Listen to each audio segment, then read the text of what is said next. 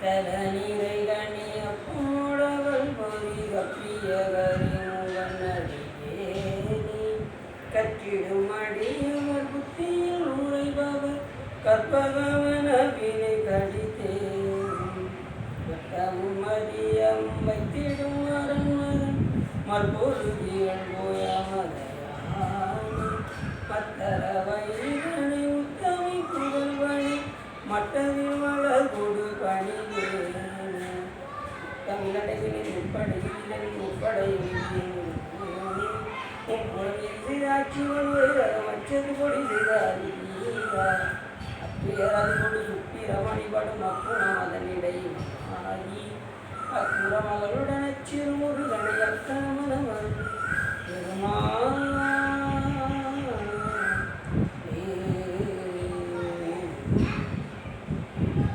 எந்தாயன கருந்தந்தையும் நீ இந்த குடமானவே ஈத்தனையான் கந்தா கதிவேலவனே உமையாள் மைந்தா குமரா மறைநாயகனே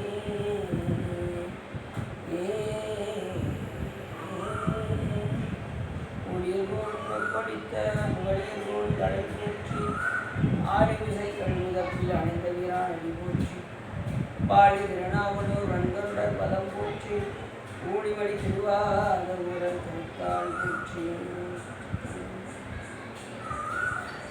எல்லாம் இல்லை சிவகாமிபாள் ஸ்ரீரங்கள் வைத்தியநாதசாமி வந்து கம்மியினாலே நாம் தொடர்ந்து கந்தபுராணத்தில் ஈஸ்வரன் தண்டத்தை வரலம் பற்றி சிந்திப்பதற்கு திருவருளும் குருவரும் அடியார்களும்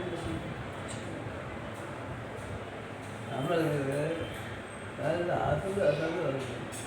அடிப்படையில் மோதம் ஒரு சோதமொழி புகழ் காந்தப்பு ஒரு கடலில் படிந்ததன் பொருளதான மேதகுவன் சொன்னறிந்து பையம் உய்ய வெய்யதுயர் திரவியம் என்று செய்த காதவில் பூங்கோளில் காஞ்சி புறத்தில் ஏறி சலவி அமுதினை நீங்கள் சென்று அறிந்ததான காதல் மழை புரிந்த அருட்கொண்டனான பட்சியப்பணியில் பாதிச்சு நான் எப்போதுமே ஒரு முருகனுடைய ஒரு தளத்தை சேமிப்பதில் தான் பிராணத்துக்கும் செல்வோம். அதன் அடிப்படையில் நாம் இன்று சிங்கப்பூரில் இருக்கக்கூடிய மலேசியாவில் இருக்கக்கூடிய அந்த பத்துமலை முருகப்பெருமான் அங்கே விளங்கி காணப்படுகின்றார். மலேசியாவின் தலைநகரான கோலாலம்பூரில் அங்கிருந்து ஒரு 13 கிலோமீட்டர் தொலைவில் அந்த திருத்தலமானது விளங்குகிறது. சுவாமி அப்படியே அந்த மலையினுடைய புகைக்குள் அங்கே இறங்கி காட்சி தருகிறார். அந்த காலத்திலெல்லாம் ஒற்றை பாதையில் போய் சென்று வழிபாடு செய்தார்கள். அதற்கு பிறகு பிள்ளை என்பவர் தான் அந்த திருத்தலத்தை கோயில் கட்டினார். அந்த பிள்ளை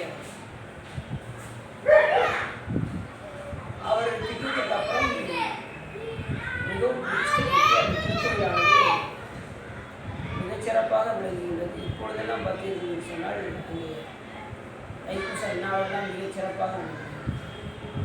யார் போனாலும் அங்கே மலேசியா போயிட்டாங்கன்னா இந்த முருகப்பெருமானை தரிசிக்காமல் வரமாட்டாங்க. அந்த அளவுக்கு அந்த திருக்கோயிலானது அமைப்பு அவ்வளவு அமைப்பாக 142 அடி உயரத்தில் அந்த முருகப்பெருமானுடைய அந்த சிலை அங்கே அந்த சிலையை வடித்த அதே சிலை சிற்பி அவர்தான் இங்கே இருக்கக்கூடிய முத்துமலை முருகன் என்கின்ற சேலத்தில் அந்த முருகப்பெருமானை அந்த சிலையும் இங்கே வடித்தார். இந்த 2 சிலைக்கும் பத்துமலை முருகப்பெருமானுடைய சிலையும் இந்த முத்துமலை முருகப்பெருமானுடைய சிலையும் ஒரே சிலை சிற்பி தான் அங்கே வடித்திருக்கிறது. அப்படிப்பட்ட ஒரு சிறப்பு இந்த பத்துமலை முருகப்பெருமான். 10 மலை என்றால் அந்த 10 மலையிலும் முருகப்பெருமான் ஒவ்வொரு இடத்திலும் இருந்து காட்சி தருகிறார். அதுபோக அந்த மலைக்கு அருகே 10 ஆறு அங்கே ஓடுகின்றன. ஆற்றில் இந்த மலைக்கு 10 மலை என்று வைத்தார். பல சிறப்புகள்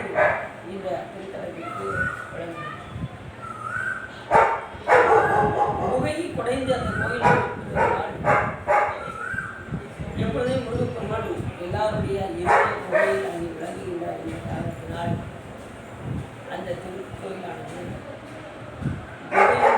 இருக்கின்றார்.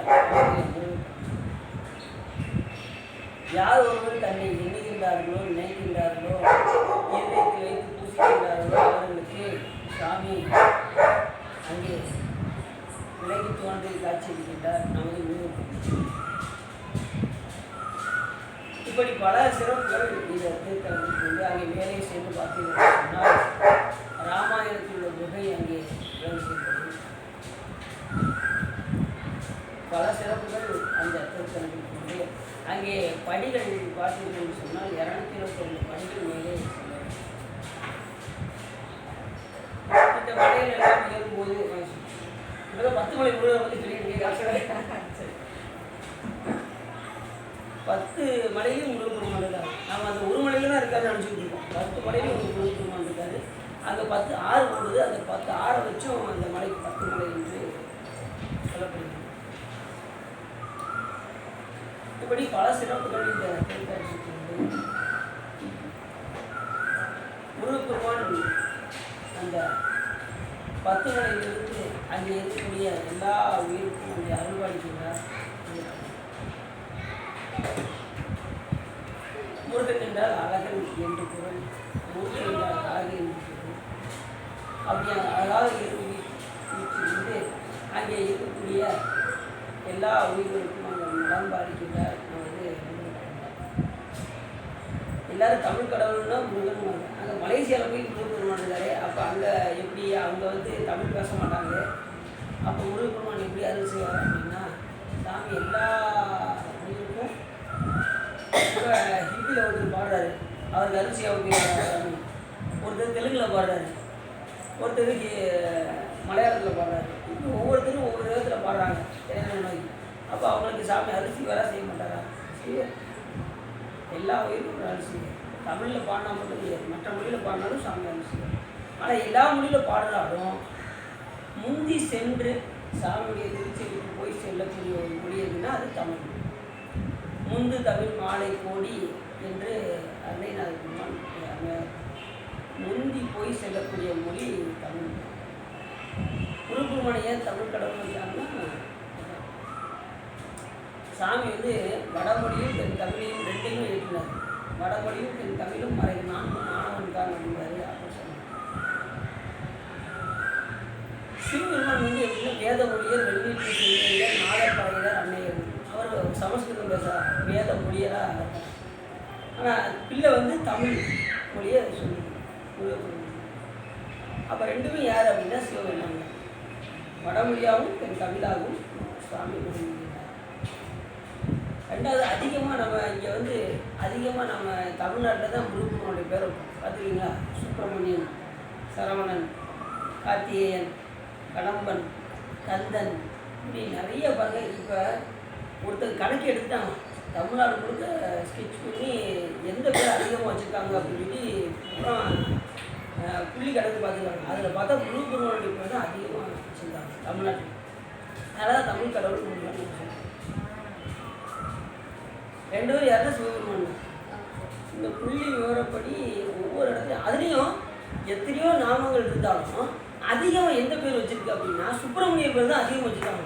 ராம சுப்பிரமணியன், பாலசுப்ரமணியன் இப்படிங்கிற பேரில் தான் அதிகமாக இருக்கும். அதுலேயும் இந்த சுப்பிரமணியன்கிறது எல்லா பேரையும் சேர்த்து சேர்த்து சேர்த்து சுப்பிரமணியன் வச்சுருக்காங்க.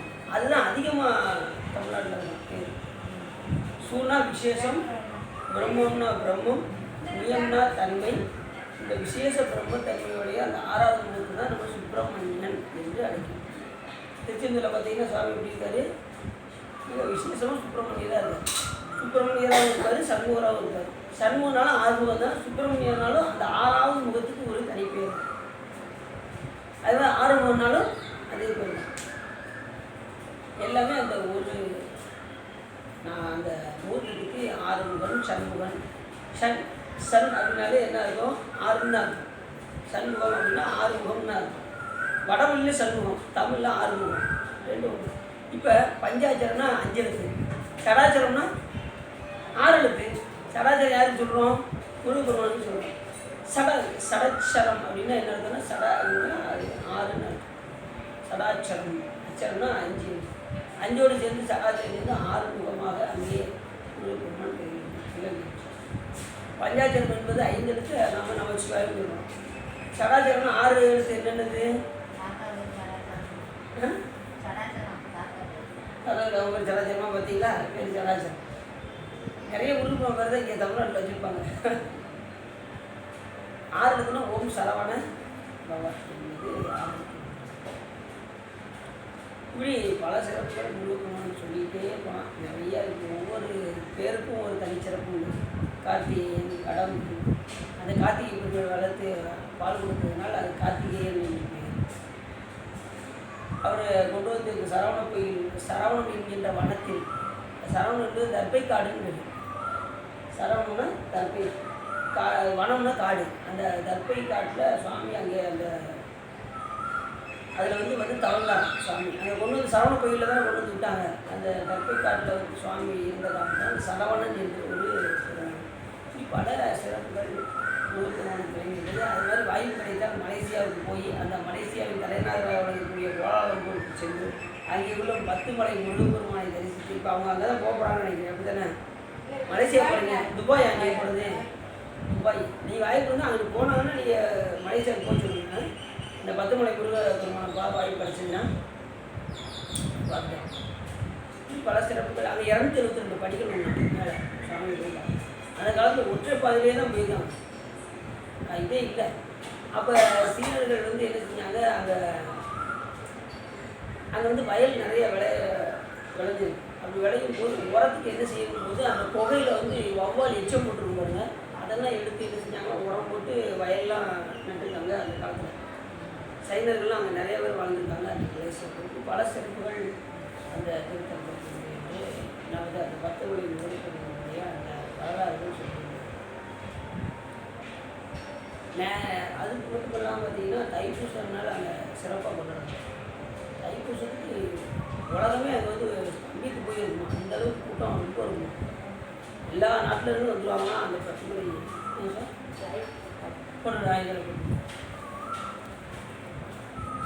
எல்லாத்தையும்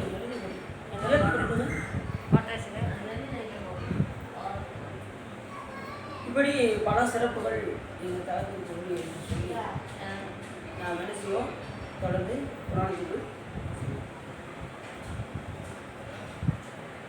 இங்கே என்ன பார்க்க போகிறோம். கண்டன் ஜெய்படணும், சூரன் எப்படி தண்டிக்க போகிறாரு அப்படிங்கிறத பற்றி நம்ம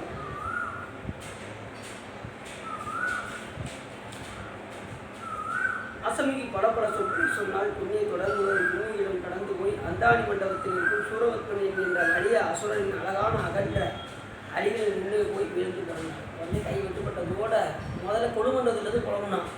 அதுக்கப்புறம் அந்தாடி மண்டபம் இருக்கக்கூடிய இடத்துக்கு போய் என்ன செஞ்சால் விழுந்து புரண்டு அழுதார். அந்த கை வெட்டுப்பட்டதோடு போய் அழுதார். நிலத்தில் புரண்டு வண்டியின் சக்கரம் உருகின்றது போது பெரிய அந்த அரசவையில் இருந்தவர் வெளுண்டு அஞ்சி திரைத்தனர்.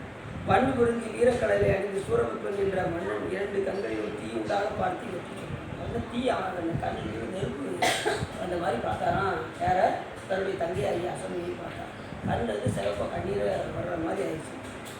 அசமியாகிய தங்கையை ஏன் இங்கு புலம்புகின்றாய்? உன்னையும் அறியாமல் என்னையும் அறியாமல் உன் கையையும் இந்த துணுகின் கையையும் வாளால் வெட்டிய பின்னரும் முன்பு போலவே துணு ஏதும் இன்றி இருந்தவர் யார் என உடனே உன்னை வருத்தமடைய செய்தது யார் என்று யார் கேட்கிறார்? இந்திரன் மனைவியான இந்திராணி பூவுலகத்தில் ஒரு இடத்தில் இருந்து தவம் செய்ய நான் அவனை உனக்கு உரியவளாக ஆக்க வேண்டும் என்று எண்ணி போய் கவர்ந்தேன். நான் எதுக்காக போனேன் அப்படின்னா, அண்ணே உனக்காகத்தானே நான் போனேன். நான் சொல்கிறேன், இப்போ அண்ணன் வந்து கல்யாணம் முடிக்க ரொம்ப நாளாக கல்யாணமே முடிக்க மாட்டேங்கிறாரு. இந்த தங்கைக்காக இருக்கிறாரு, கல்யாணம் முடிக்கணும்னு நினைக்கிறாரு. இப்போ அண்ணன் வந்து ஒருத்தர் விரும்புகிறான்னு வச்சுக்கோங்க. உடனே இந்த தங்கை என்ன செய்வாங்க, கல்யாணமே முடிக்காத அண்ணன் எப்படியாவது அவங்க விரும்பின அந்த பொண்ணை எப்படியாவது முடிச்சு கொடுக்கணும்னு அந்த தங்கை திரும்ப விரும்ப மாட்டாங்க. அதுபோல் அதுக்காக என்ன வேணாலும் செய்வாங்க அந்த தங்கை. அப்படி எப்படியாவது அந்த பொண்ணுகிட்ட போய் விசாரி கேட்டு எப்படியாவது எங்கள் அண்ணனை கட்டிக்கோங்க அப்படின்னு சொல்லுவாங்கல்ல, அதே போல் எப்படியாவது அந்த இந்திராணியை பிடித்து, அதுவும் மாற்றான் மனைவி போய் விரும்பலாமா யோசிச்சு பாருங்க. இந்திராணி யாருடைய மனைவி? இந்திரனோட மனைவி. இந்திரனுடைய மனைவி மேலே ஆசை கொள்ளலாமா?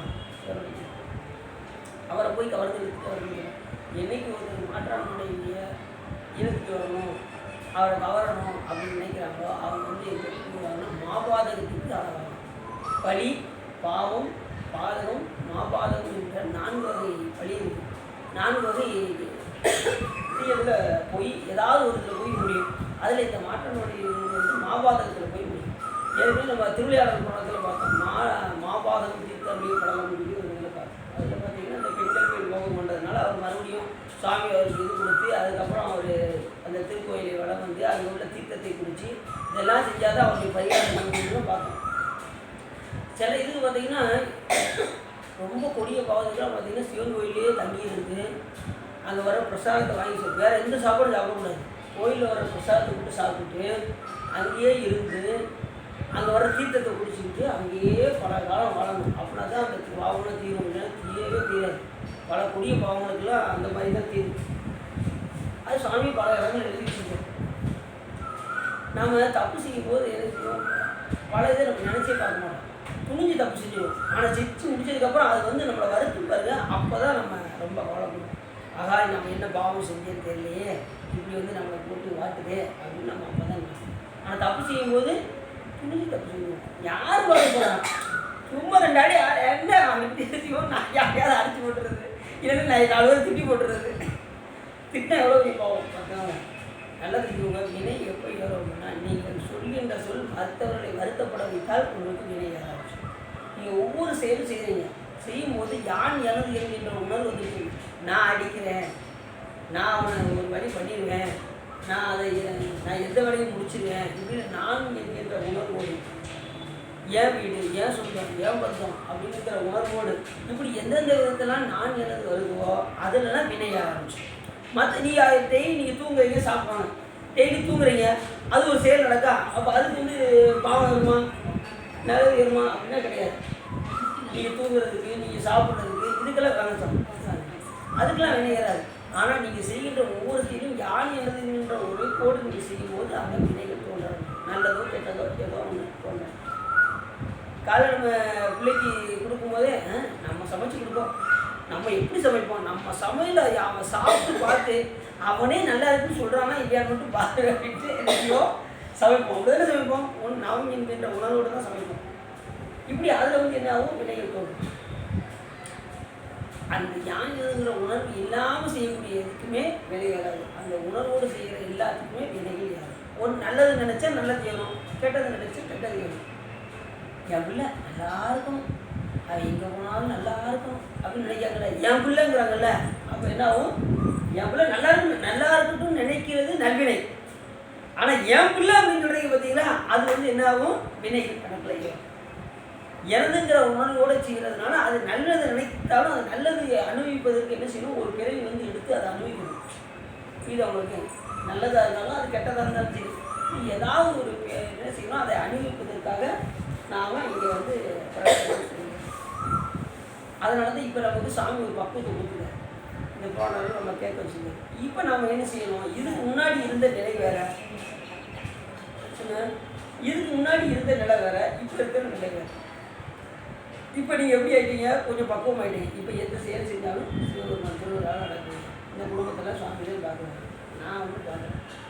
அவருக்கு கொடுக்காது நாங்கள் வந்து பிள்ளைகளுக்கு கொடுப்போம், அவ்வளோதான். இதில் வைத்து இது எங்களுடைய கையில் எதுவுமே கிடையாது. எல்லாம் சுவாமி தான் ஈசனையும் ஆக்குவதும் ஆக்கி அழிப்பதும் தானால் நோக்குவதன் யான் பிறகு வந்து இருப்போம். எல்லாம் சிவன் சேர்ந்து நாங்கள் இருப்போம் அப்படின்னு நினச்சிட்டு நாங்கள் கூட சொல்லக்கூடாது. ஏன்னா அதில் கூட என்ன வந்துருங்க, என்ன எல்லாம் சாமி திருவிழா நடக்குங்க அப்படின்னு பிடிச்சிட்டு விட்டுறேன். நல்லா தெரிஞ்சு போச்சு, எல்லாமே சாமி தானே செய்கிறாரு, அவர் தானே ஆக்குறாரு எல்லா உயிரிலையும். இந்த உலகத்தை படைக்கிறது யார், அவர் தானே படைக்கிறாரு, ஆக்குறாரு. அதுக்கு முடிவு என்ன செய்ய போகிறாரு, முடிக்காத எல்லா உயிரிலும் ஒடுக்க போகிறாரு, அதையும் அவர் தான் செய்ய போகிறாரு. ஆக்குவதும் ஆக்கி அழிப்பதும் தானான ஆள் நோக்குவது யான் பிறரை பார்த்து நாம் என்ன செய்யக்கூடாது, நோக்கக்கூடாது. இதை இப்படி பண்ணிட்டானே அப்படி பண்ணிட்டானேன்னு சொல்லி நமக்கு ஒரு கெடுதல் செய்திருந்தாலும் கூட அவர் நாம் என்ன செய்யக்கூடாது, படிக்கக்கூடாது. படித்தால் என்ன ஆகும் அப்படின்னா நமக்கு வினை. ஏன்னா சூரியனுக்கு தெரியும், அவருக்கு தெரியாமல் நமக்கு வந்து ஒன்றும் நடக்காது. இப்போ நல்லது நடந்தாலும் கெட்டது நடந்தாலும் இப்போ நமக்கு ஒரு துன்பம் வருது அப்படின்னா ஒருத்தர் மூலியமாக சுவாமி எழுச்சிவார் நம்மளால் காரியம் கொடுத்தார். அந்த வினையை அனுபவிப்பதற்கு பிறர் மூலியமாக காரியப்படுத்தும் போது நாம் என்ன செய்வோம்? அவரை தவறாக நினைப்போம். இவன் வந்து நீ அடிச்சிட்டான், இவன் வந்து இப்படி சொல்ல என்னை சொல்லிட்டான், இப்படி என்னை தாங்க முடியாத அளவுக்கு இப்படி பேசிட்டானே அப்படின்னு நம்ம நினைப்போம்ல. அந்த நேரத்தில் நம்ம வருத்தப்படுறோம்ல. மற்றவர்கள் மூலியமாக சிவருமா நம்ம என்ன செய்வார்? காரியம் கொடுத்தார். ஏன் அப்படின்னா நாம் முப்பிறவியில் 4 பேர் நம்ம ஏசியிருப்போம். அதனால் இந்த பிறவியில் வந்து அவங்க நம்மளை பழி சொல்லி சொல்லுவாங்க. அதனால் இது எல்லாம் சிவன் செயல் என்று கம்முன்னு இருந்தால் பிரச்சனை இல்லை. நீ திட்டும் போது நீங்கள் மறுபடியும் திட்டிட்டீங்கன்னு வச்சுக்கோங்க, நமக்கு வினையாரு மேல் வினையார ஆரம்பிச்சு இது அவங்களுக்கு. அப்போ எந்த சொல்லி சொன்னாலும் எல்லாம் சிவபெருமானுக்கு நடக்கும். நான் ஏதோ பிறகு சொல்லியிருக்கேன், யாரையோ திட்டிருக்கேன், நல்லா திட்டிட்டு போயா அப்படின்னு எல்லாம் சிவன் சேர்ந்து விட்டுற வேண்டியது. நான் அதை அடித்தாலும் வாங்கிக்கிற வேண்டியது. ஏன் இதுவும் சிவபெருமானுக்கு வாங்கிக்கிற வேண்டியது. அடிக்கிறவனை விட்டுட்டோம்னா அடிக்கிறவன் யோசிப்பான், என்ன பாட்டு கொடுத்துக்கிட்டே இருக்கான் அப்படின்னு யோசிப்பானு யோசிக்க மாட்டான். அது மாதிரி காலைல கொண்டு வந்து நீங்கள் வரல சார், இந்த வண்டியில் எடுத்துக்கணும். இப்படி ஒவ்வொரு நிலையிலையும் நாம் என்ன செய்யணும்? எல்லாம் சிவன் செய்யணும் என்று எல்லாத்தையும் அவர்கள் விட்டோம்னா நமக்கு இந்த வினைக்கு நமக்கு வேறவே ஏறாது. வினை இருந்தால் தானே பெரிய வரும். வினையை இல்லாமல் ஆக்கிட்டோம்னா பெரிய வராது. அப்போ எல்லா செயலையும் சிவபெருமான் திருவருள் நினைச்சிட்டோம்னா நமக்கு வினை சரி. இப்படி இந்திரன் மணியான இந்திராணி மூலகத்தில் ஓரிடத்தில் தவம் செய்ய நான் அவளை உரியவளாக்க வேண்டும் என்று எண்ணி போய் கவர்ந்தோம். அப்போது ஒரு தேவன் விரைவாக வந்து எங்களை சிறந்து கைகளை வெட்டி இந்திராணியும் விட்டு சென்றார். அந்த ஒரு தேவன் யாரு? மகாகாலன் என்று பேர். அவர் தானே வெட்டினார் கையை. ஐயனாருடைய படைத்தலைவராக இருந்த மகாகாலனுடைய மகாகாலன் தான் என்ன செய்யாரு? அவருடைய கையை வெட்டினார் என்று அசமிக்கு சொல்லி முடிப்பதற்கு முன்னம் அவருடைய கண்கள் தீயை வெளிப்படுத்தின உடனே அவர் சொல்ல சொல்ல அவருடைய கண்ணில் நெருப்பாக எரியுது. யாருக்கும் எனக்கு சூறப்பட்டு கண்கள் தீயை போன்றாகுது. மூக்கானது தீயை உமிழ்கின்ற காற்றை போல பெருமூச்சு. சிலவர் கோபம் வந்ததில் வசதி நினைச்சுவாங்க, அப்படிவாங்க வசதிங்களா பெருமூச்சு விடுவாங்க. அது வரைக்கும் சாதாரணமாக தான் மூச்சுடுவாங்க. சில பேர் மேலே கோபம் வந்துச்சுன்னா பெருமூச்சுடுவாங்க, அப்படிவாங்க பார்த்துருக்கீங்களா? அதான் பெருமூச்சுன்னு பேர். ஏன்னா அவங்க மேலே ஒரு கோபம், அந்த கோபத்தை வெளிப்படுத்துறதுக்கு அதை மூச்சு இழுத்து இழுத்து இழுத்து இழுத்து விடுவாங்க. எப்படியாவது அவனை ஒரு வழி பண்ணாமல் விட மாட்டேன்டா, என்னை எப்படியானா அடிச்சடா அப்படிமாங்க. பார்த்தீங்களா? அதே மாதிரி இப்போ அவர் என்ன செய்யறாரு? பெருமூச்சு விட்டு கோபப்படுறாரு. அந்த அட்டம் வெடித்ததோ என்று கேட்டவர் ஐயம் கொள்ளும்படி கொடிய வாயானது விரைவில் முழங்கியது. சிரிப்பு தோன்றியது. உதடுகள் துடித்தன, புருவங்கள் மேலே உயர்ந்தன, பல்வரிசைகள் நரநர என்று பல்ல கடிக்க ஆரம்பிச்சார். சிலர் பார்த்தீங்கன்னா சிலர் பல்ல கடிக்கிறது பல்லை விழுந்துடும். அந்த அளவுக்கு என்ன செய்வாங்க? இப்போ அப்படி இருப்பாங்க. ஏன்னா இப்போ உள்ள பல்லாம் அப்படி தான் இருக்குது. ஏன்னா அது அந்த அளவுக்கு தான் சாப்பாடு செய்ய பல்லு வளர்க்குறது இல்லை. காலை அஞ்சு பல்லு வளர்க்குறது கிடையாது. காலை எந்திரிச்சேன்னு அப்படின்னா பெட்டு அப்படி இருக்காங்கன்னு கேட்குறாங்க. பல்லு கூட வளர்க்க மாட்டாங்க. சிலர் பார்த்தீங்கன்னா சாப்பாடு பொங்கி அப்போ தான் இறக்கிருப்பாங்க. சூட கொஞ்சம் சாப்பாடை கொஞ்சம் வச்சு எடுத்து கொண்டு வாங்க அப்படின்னா என்ன பல் தைக்கலையா? பல் யானை என்ன பல்லு ஆக தைக்கி நீங்கள் ஒன்று சும்மா கொண்டு வாங்க அப்படின்னு நினச்சிக்கிறாங்க. பல் வளர்க்காமே சாப்பிட்றாங்க. அப்படிலாம் இப்போ போய்கிட்டு இருக்கு. நீங்கள் நினச்சிட்டு இருக்கீங்க அதெல்லாம் ஒன்றும் கிடையாது. அப்படிலாம் ஒன்றும் கிடையாது நீங்கள் நினச்சிட்டு இருக்கீங்க. ஆனால் எல்லாரும் பார்த்தீங்கன்னா பல் வளர்க்காமே சாப்பிட்டுருக்காங்க. அப்படி போயிட்டு வந்துட்டீங்களா? சார் வர ஏற்கனவே படிக்க வரீங்க, பாடம் வரீங்களா? உள்ளருக்கு போகணும் பாடம் வர ஏற்றுக்காங்க. உள்ளாரு உங்க கோயிலா? எங்களுக்கு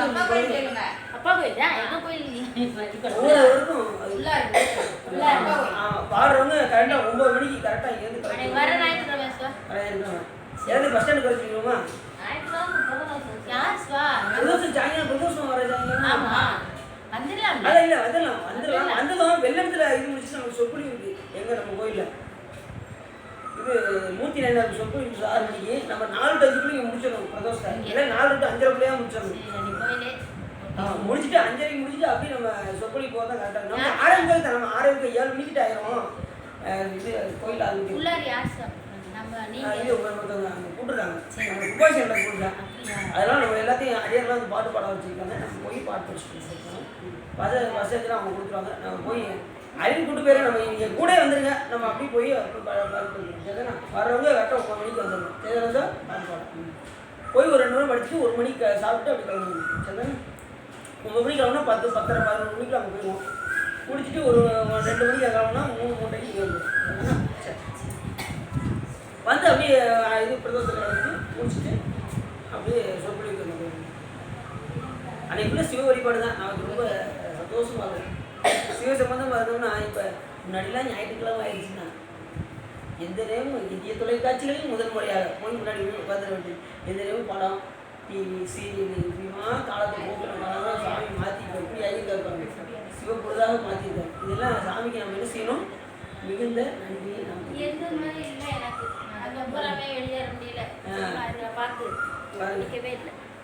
ஏன்னா இங்கே அடியார் கூட்டம் இருக்குல்ல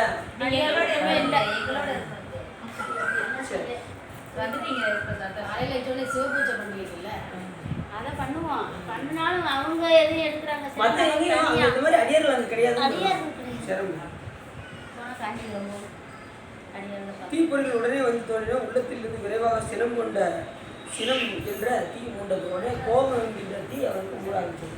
கோபம் வந்து என்ன ஆகும்? முதல்ல நேற்று பல சொற்கள் இருக்கு. கோபம் வந்துன்னா கொலை களவு களவு கொலையோட போய் முடியும். காமம் குலோபம் மதம் மாற்றம் களவு கொலை போய் முடியும். அப்போ சிலர் பார்த்தீங்கன்னா என்னை கோபத்தை ஒன்றும் பண்ணிடாதா ஒன்றும் பண்ணிடாத நான் மிருகமாக மாறிடுவேன் அப்படின்னாங்க. பார்த்தீங்களா?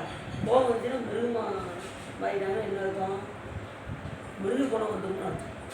சில பேருக்கு கோபம் அதிகம் ஏன் வருதுன்னா நாம் உணவு உட்கொள்கிறோம்ல அந்த உணவுலேயே நம்மளுடைய உடம்பை எப்படி இயக்குன்றதுன்னா அன்னமய கோஷம் என்று பேர். அன்னம் வந்து நம்மளை வந்து 90% நம்மளை இயக்குது.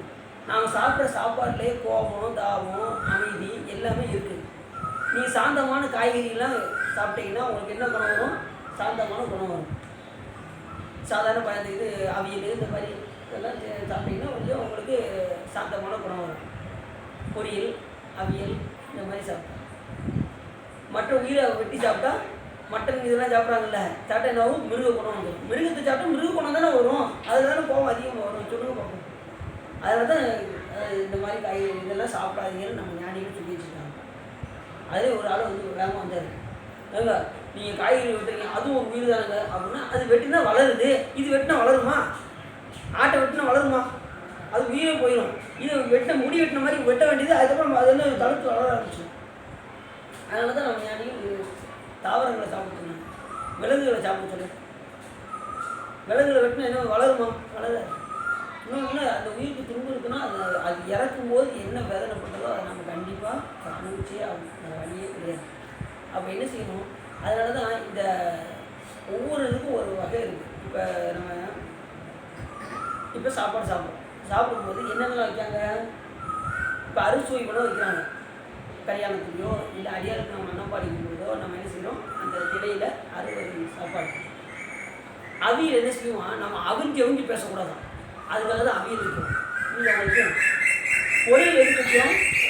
படப்படப்படப்படன்னு பொரியக்கூடாது. என்னமோ படப்படப்படன்னு பேசக்கூடாது. அதுதான் பேசணும். பொரியக்கூடாது. அடுத்து ரசம் வந்து தெளிவாக இருக்குமா? அது மாதிரி நம்மளுடைய சிந்தையை கூட்டு வந்து அடியாரோடு கூடுவது. கூட்டு எதுக்காக வைக்கிறாங்கன்னா நம்ம அடியாரோடு கூடி இருக்கணுங்கிறதுக்காக கூட்டு வைக்கிறாங்க. நாம் எங்கே போய் கூடுறோம்? எவன்டா படத்துக்கு கூப்பிடுவான்? ஞாயிற்றுக்கிழமை ஆயிடுச்சுன்னா எவனும் சினிமாவுக்கு கூப்பிடவே மாட்டேங்கிறானே அப்படின்னு என்ன செய்வோம்? அப்படி வருவோம். அப்படி ஒரு காலத்தில் ஓடி இருப்போம். இப்போ நீங்கள் தெளிவாக இங்கே வந்துட்டீங்க. அதனால் இப்போ எங்கே கூடணும்? எங்கே அடியாரெல்லாம் பாட்டு பாடுவாங்க. இந்த சொன்னாங்களா வந்து சிவா இங்கே அங்கே அடியார்களே இல்லை, இங்கே வந்தாலும் பாட்டு பாடலாம், அங்கே பாட்டே பாட முடியல அப்படின்னாங்களா? இந்த அடியாரோடு கூடுவது அதுக்கு தான் கூட்டு. ரசம் என்ன எப்படி? ரசம் வந்து தெளிவாக இருக்கும். அப்படி தெரிஞ்ச ரசமாக உருவாக பார்த்தீங்களா? அதுக்கு நம்ம மனம் தெளிவாக இருக்கும். அதுக்கு தான் ரசம். அப்புறம் படப்படப்படன்னு நொறுக்குவாங்க பார்த்தீங்களா? அப்பளத்துக்கு ஏன் நொறுக்குறாங்க? நொறுங்கிற மாதிரி என்ன செய்யணும்? பிறருடைய மனதை வந்து நம்ம நோக்கடிக்கக்கூடாது. அதுக்காக தான் அப்பளம் வைக்கிறாங்க. நொறுங்கு பேசக்கூடாது. தன்னோட மனசை வந்து புண்படுத்தும் போது பேசக்கூடாது. அதுக்கப்புறம் இது கடைசி முடிவில் என்ன வைக்கிறாங்க? பாயாசமா. அதுதான் பேர். கடைசி சாமியுடைய திருமணம் தான் எப்படி இருக்கும்? அந்த பாயாசம் கூட இருக்கும். இந்த அடியாரோடு கூடி கெட்ட குணங்களெல்லாம் விட்டு அடியாரோடு கூடி இறைவனை வழிபாடு சென்றால் நமக்கு கிடைப்பது கடைசிகிறது பேன்பம், தித்திப்பான அந்த பாயாசம். இதெல்லாம் அடிப்படை வச்சு தான் அந்த காலத்துலாம் வச்சுருக்காங்க. நாம் எதுக்கு இதை வச்சுருக்காங்கன்னே தெரியாமல் நாம் என்ன செய்கிறோம்? காய் என்னங்க? சிலவர் பார்த்தீங்கன்னா பந்தியில் வச்சுக்கிட்டு இருப்பாங்க. முதல்ல காய் வச்சுட்டு போடுவாங்க.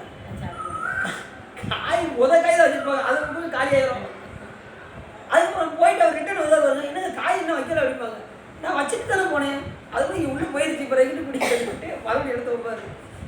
சிலவர் பார்த்தீங்கன்னா சாப்பாடு வைக்கிறவங்களும் எல்லாமே கிடையாது, காய்கறிகளும் கிடையாது. அதுக்கப்புறம் வந்து மறுபடியும் வந்து பந்தியில் வந்து வச்சுட்டு இருப்பாங்க. இந்த மாதிரிலாம் இருக்குது நிறையா. எப்பயுமே நல்லா தெரிஞ்சுக்கோங்க, சாப்பிடும்போது இறைவனை நினைக்காமல் என்ன செய்யக்கூடாது, சாப்பிடவே கூடாது. யாரை நினைக்கணும்? சாமியை நினைந்து நினைந்து சாப்பிடும். ஏன்னா அந்த ஒவ்வொரு பருக்கையிலும் நம்மளாம் எவ்வளவு சாப்பிடுவாங்க, நாம் எவ்வளோ சாப்பிடணும்னு சாமி எழுதி வச்சுப்பாரு. அத்தனை பருக்கைக்கு மேலே நம்ம என்ன செய்ய முடியாது, நம்ம சாப்பிட முடியாது. உங்களுக்கு என்னங்க ஆச்சு? நானும் என் நண்பரும் இந்த மாதிரி ஆட்கள் பக்கம் ஏதாவது செக் பண்ணி பார்க்கணும்னு ஒருத்தர் கூப்பிடுவாங்க. அவர் செக் பண்ணி பார்த்தாரு. உங்களுக்கு 350 இருக்குங்க சுகர் அப்படின்னாங்க. எனக்கு 350 சுகரா? இனிமேல் நான் சாப்பாடு சாப்பிடவே முடியாதா அப்படின்னாரு. நீங்கள் ஒன்று, நீங்கள் சாப்பாடு நினைக்க கூட கூடாது அப்படின்னாரா? புரியாத. அப்போ அது வரைக்கும் சாப்பாடை கொடுத்தாரு சாமி. ஆனால் அவரை மறந்ததுனால என்னாச்சு, இப்போ சாப்பாடே மறக்கிறது சொல்லிச்சா கொடுத்தாரு. இப்போ வந்து சாமி வாங்கிட்டாரு. இருக்கும்போது அவரை நினைந்து சாப்பிட்டோம்னா நமக்கு கடைசி வரைக்கும் அது கிடைக்கும். இல்லைன்னு வச்சுக்கோங்க, சாமி ஒன்று ஒன்றா திரும்ப வாங்கிடுவார். அதனால் வைச்சு வாங்க வரலாம். நம்ம சாமி எப்படிப்பட்டவர்? வைத்து வாங்க வரலாம். மாயை நம்ம குணத்துக்கு வச்சுருக்காரா, அடுத்த ஒரு நாள் நம்மகிட்ட வாங்கிடுவார். நம்ம கடைசி இது எங்கே போவோம்? ஒருபடி முடிசாய்ந்த மன்னரும் கடைசி ஒரு படி சாப்பிடாத கண்டிப்பாக. அப்போ நம்ம என்ன செய்யணும்? இருக்கும்போது நாம் செய்ய வேண்டியது செய்யணும். இப்படி நமக்கு முடிவில் என்ன கிடைக்கும்? பாயாசம் கொடுக்குற பேர் கிடைக்கும். அப்போ நம்ம என்ன செய்யணும்? அடியாரோடு கூடி வந்து இந்த வழிபாடை நம்ம விடாமல் செஞ்சுட்டே இருந்தோம்னா நமக்கு கிடைப்பது ஆனந்தம். முடிவு நம்ம சாப்பாடில் இவ்வளவு முறைகள் இருப்பது. நம்ம எடுத்து சாப்பிட்றதே தெரியாமல் நம்ம மாட்டு எப்படி செய்கிறோம்? எடுத்து சாப்பிடணும். அப்போ அந்த சாப்பாடை சாப்பிடும்போது நாம் இறைவனை நினைந்து, சாமி இந்த ஒவ்வொரு உணவையும் நீங்கள் நினைக்கலாம், நீ இல்லாமல் இது கிடையாது. அதனால் உன்னுடைய திருவருளால் இதை நான் அருந்தேன்னு சொல்லி சிவாருக்கும் சொல்லி அப்படி சாப்பிட்டேன்னு வச்சுக்கோங்க, அப்படியே சுத்த ரத்தமாக மாறிடும். நாம் சாப்பிட்டு அந்த உணவானது எப்படி போகும்? சுத்த ரத்தத்தில் போய் கலக்கும். நாம் அது மாதிரி இலையில் வைக்கும்போது எல்லா இதுலேயும் கொஞ்சம் கொஞ்சம் எல்லாத்தையும் வச்சதுக்கப்புறம் தான் சாப்பிட ஆரம்பிக்கணும். ஒரு இது பொருள் வச்சதுமே உடனே சாப்பிடக்கூடாது.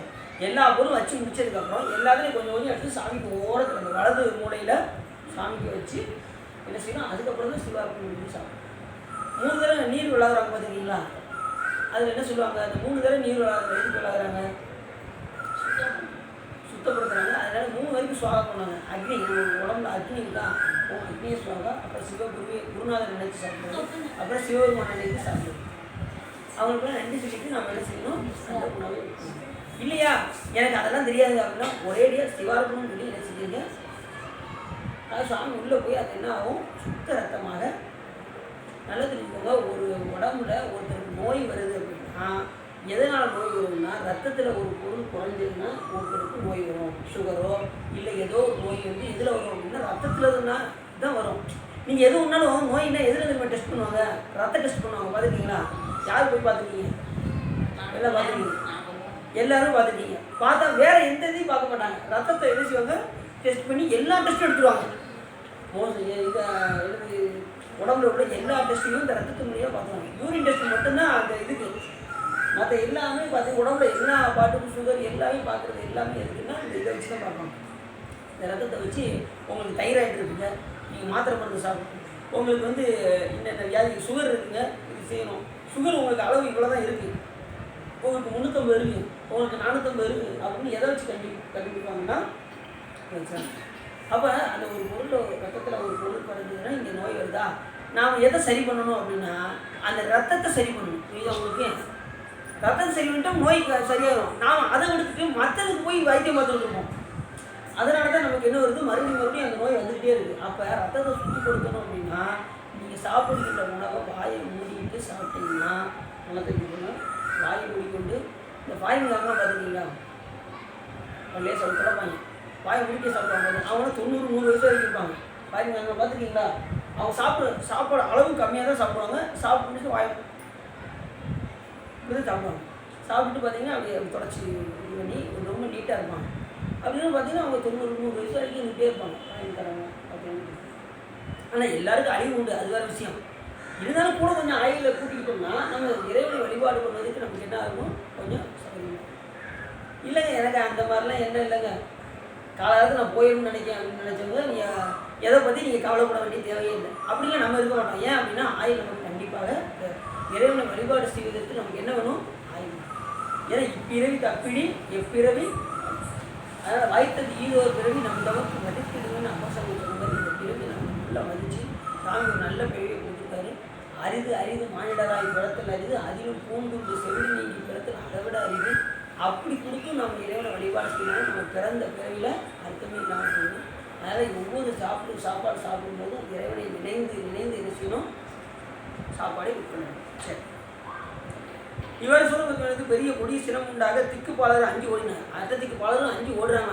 அடுத்து நம்மளை எதுவும் பண்ண போகிறாரோ அப்படின்னு சொல்லி ஏற்கனவே அங்கே போய் அந்த திக்குப்பாளர்னா 8 திசையிலும் அவர் காவலர் இருப்பாங்க. அந்த காவலர் வந்து சரியான இதை செய்யலைன்னா யாருக்கு வரும், இப்போ 1008 அண்டங்களையும் யார் ஆடுறா, சூரபத்மன் ஆடுறான். அப்போ அவங்க வேலையை சரியாக செய்யலைன்னு சொல்லி அவங்க கோவிப்பான்னு சொல்லி 8 திக்குப்பாளரும் ஓடுறாங்க. யாரை பார்த்து, சூரபத்மன் பார்த்து ஓடுறாங்க. புரியுதா? இந்த தேவன், அக்கி தேவன், யமதேவன், நிருதேவன், வர்ணதேவன், வாயுதேவன், குபேரதேவன், ஈசானதேவன், இந்த 8 திக்கும் பாலர்களும் ஓடுறாங்க. முனிவர்கள் நிலை குலைந்தனர். நடனம் செய்து கொண்டிருந்த தெய்வ மங்கையரும் சூரபத்மனின் புகழை பாடுகின்றவர்கள் எல்லோரும் பதைத்து ஓடினர். இப்போ ஏதாவது கோபத்தை எதுவும் செஞ்சிருவாங்க. ஏன்னா இது யாருக்கும் கோபம், அவங்க சொல்ல இவருக்கு கோபம் அதிகமாகிட்டே இருக்குது, எதுவும் பண்ணிடுவாருன்னு எல்லோரும் பயந்து ஓடுறாங்க. இப்போ நம்மளும் வீட்டில் பார்த்தீங்கன்னா அப்பாவுக்கு கோபம் வந்துச்சுன்னு வச்சுக்கோங்க, பிள்ளை என்ன செய்யும், முதல்ல வீட்டை விட்டு ஓட பார்ப்போம். அப்பாட்ட அடி வாங்குறது காட்டும் வீட்டுக்கு ஓடிட்டோம்னா பிரச்சனையே இல்லை. அதுக்கப்புறம் நைட்டு அவங்க சாந்தமானதுக்கப்புறம் பதறாமல் வருவோம் அப்படின்னு தோணும். அடின்னு அப்படி தான் சின்ன பிள்ளையில எங்கள் அம்மா அடிப்பாங்கன்னு சொல்லிட்டு யார்கிட்டையாவது சண்டை போடுறது, உடனே இந்த விஷயம் வீட்டுக்கு தெரிஞ்சிடும். இந்த நேரத்தில் போனோம் கொண்டே போடுவாங்க அப்படின்ட்டு நான் அடினவங்க பதறாமல் கொஞ்சம் நேரம் கழிச்சு அவங்க சாந்தமாகணும்னு நினச்சி நான் என்ன பண்ணுவேன், அடி வந்து அப்படி நைஸாக உள்ளே போகணும்னு பார்ப்பேன். எங்கள் அம்மா கதவு முன்னாடி ஒழிஞ்சிருப்பாங்க, நமக்கு தெரியாது. அப்படி இப்படி பார்ப்பேன். ஒன் சைடை பார்ப்பேன், இன்னொரு சைடை பார்க்க மாட்டேன். நம்ம அறிவு அந்த அளவுக்கு அவ்வளோதான். விறுவிறு உள்ளே போய் பாருங்க, படகு கதவை முன்னிட்டு அடியை கட்டுவாங்க. அடி ரொம்ப வாங்கியிருக்கேன். படிக்கலையும் சரி வீட்லேயும் சரி அடினா அடி. அடியில் வாத்தியர்லாம் அப்படிலாம் அடித்தாங்க. அதனால தான் நம்ம ஓரளவுக்கு அது படித்தோம். தொங்க விட்டு அடிப்பாங்க, இதில் தொங்க விட்டுருவாங்க, கீழே காலை விடணும்னா குழந்தை இதுலேயே அடிப்பாங்க. அடியா அதெல்லாம் சாமி திருவிழால அப்படிலாம் அடி வாங்கினதுனால தான் இப்போ நீங்கள் சுப்ரீம் பேசுகிற அளவுக்கு கொண்டு வந்திருக்காருன்னு அடியும் நினைக்கிறேன். சாமி திருவிழா ஏன்னா 2வது அது மாதிரி எல்லாத்துக்கும் சொல்லிக் கொடுக்கணும்னு நம்ம படிக்கும் போதே வந்து பார்த்திங்கன்னா 4 பேரை கூட்டி வச்சு எல்லோரும் நம்ம படிக்கிறதோட அவங்களும் சேர்ந்து 4 பேருக்கு சொல்லிக் கொடுப்போம் அப்படின்னு அந்த இதனால தான் சாமி இப்போ வந்து சொற்பொழி பேசுகிற அளவுக்கு வச்சுருக்காருன்னு அடின்னு நினைக்கிறேன் சாமி திருவிழாவில். ஏன்னா சரி, இப்படி எல்லோரும் பயந்து ஓடுறாங்க. மண் உலகத்தை தாங்குகின்ற திக்கு யானைகள் ஓடின, பூமியை தாங்கும் ஏறுமலையும் நிலைகுலைந்து அட்ட நாகங்களும் அடைந்தன. தேவர்கள் இயங்கினர், கதிரவன் நடுக்கம் கொண்டு தீமை உண்டாகுமோ என்று அஞ்சு ஓடுனர். இப்போ எல்லா உலகத்தில் உள்ளவர்களும் எல்லாம் அஞ்சு ஓடுறாங்க. ஏன்னா எல்லா கண்ட்ரோலும் யார் கண்ட்ரோலில் இருக்குது, சூரபத்மனோட கண்ட்ரோல் இருக்குது. பாதாள உலகத்தில் வரைக்கும் எல்லா பேருமே அஞ்சு ஓடுறாங்க. மண்ணுலகம் நடுங்கியது, விண்ணுலகம் நடுங்கியது, கடல் நடுங்கியது, பிரம்மலோகம் நடுங்கியது, திருமால் உலகம் நடுங்கியது, அசுரர்கள் நடுங்கினர், எல்லா உலகம் நடுங்கிச்சு. கைலாயம் ஏதாவது சொல்கிறாங்க பார்த்தீங்களா, கைலாயம் நடக்காது. ஏன்னா அவர் தான் வரவே கொடுத்துருக்காரு. வரவு கொடுக்குறப்படி அது ஆடுமா? ஏற்கனவே ஒருத்தர் கைலாய மலையை தூக்குறதுக்கு ஓடினார். யார்? ராவணன் என்ன பண்ணார்? கைலாய மலையை தூக்கணும்னு தூக்குனாரு. நான் யாரையும் வென்றுவேன் அப்படின்ட்டு கைலாய மலையை தூக்குனாரு. சாமி அப்படி பேச அவர் ப்ரெஸ் பண்ணார். சங்கரன் ஊன்றனும் மடங்கி வாய்மொழி செய்தவன் உய்வகை நலங்கொள் நாமும் நமச்சிவாய். இலங்கை மன்னன் எடுத்த அடுக்கல் மேல் தளங்கொள் கால் வீரல். அந்த விரலை வச்சு சாமி சங்கரன் ஆகிய சிவபெருமான் அப்படி ஊன்றுனான். லேச ப்ரெஸ் பண்ணாரான். ஆளும் துடிக்க ஆரம்பிச்சிட்டானா ராவணன். சாமி நான் தெரியாம விட்டேன் கதறான். உடனே கைலாய மலையை போய் தூக்கலாமா? சாமிகிட்ட எல்லா வரம் வாங்கிட்டு கைலாய மலையை தூக்கணும் போகலாமா? இப்படி நிறைய பேர் பார்த்தீங்கன்னா வர வாங்கினவனே போய் என்ன செய்யறது, போய் தாக்குறது. அவங்க சும்மா இருப்பாங்களா?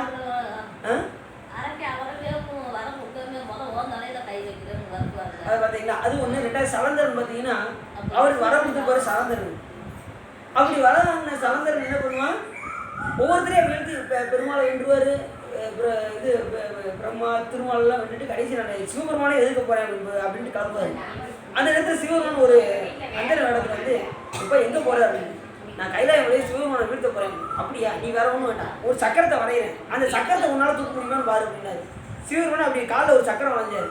அந்த சக்கரத்தை என்ன செஞ்சார், அந்த சலந்தரங்கிற அசுரன் என்ன செஞ்சான், அப்படி பேர்த்து எடுத்துட்டான். அது வழி மேலே பேர்த்து எடுத்துட்டான். வேற ஒன்று, நீ தூக்கி தலையில் வச்சா போதும் அப்படின்னாரு. தூக்கி தலையில் வச்சா பாருங்க, அது கலகலன்னு சுற்றி அவன் கழுத்து அறுத்துருச்சு. புரியுதா உங்களுக்கு? அப்போ சாமிகிட்ட வாங்கிட்டு சாமியை போய் எதிர்க்கலாமா? அப்படி கழுத்து அறுத்தது பாருங்க, அதை பார்த்து ஆசைப்பட்டார் திருமால். இப்படி வலிமை வாய்ந்த சக்கரமாக இருக்கே, அந்த சக்கரத்தை நாம் கேட்டால் என்ன அப்படின்னு ஒரு சிவபூஜை பண்ணார். 1008 மலர்களை கொண்டு திருமேனியுள்ள தளத்தில் திருமால் பூஜை செய்தார். அப்படி பூஜை செய்ததும் அதற்கு வெற்றி சிவபெருமான் ஒரு மலரை மறைத்தார். அந்த ஒரு மலரை மறைச்சதும் சாமி அவர் என்ன பண்ணார், திருமால் அந்த கண்ணையே ஒரு பூஜை நேரத்தில் எந்திக்கக்கூடாது, எந்திரிச்ச குற்றமாயிடும்.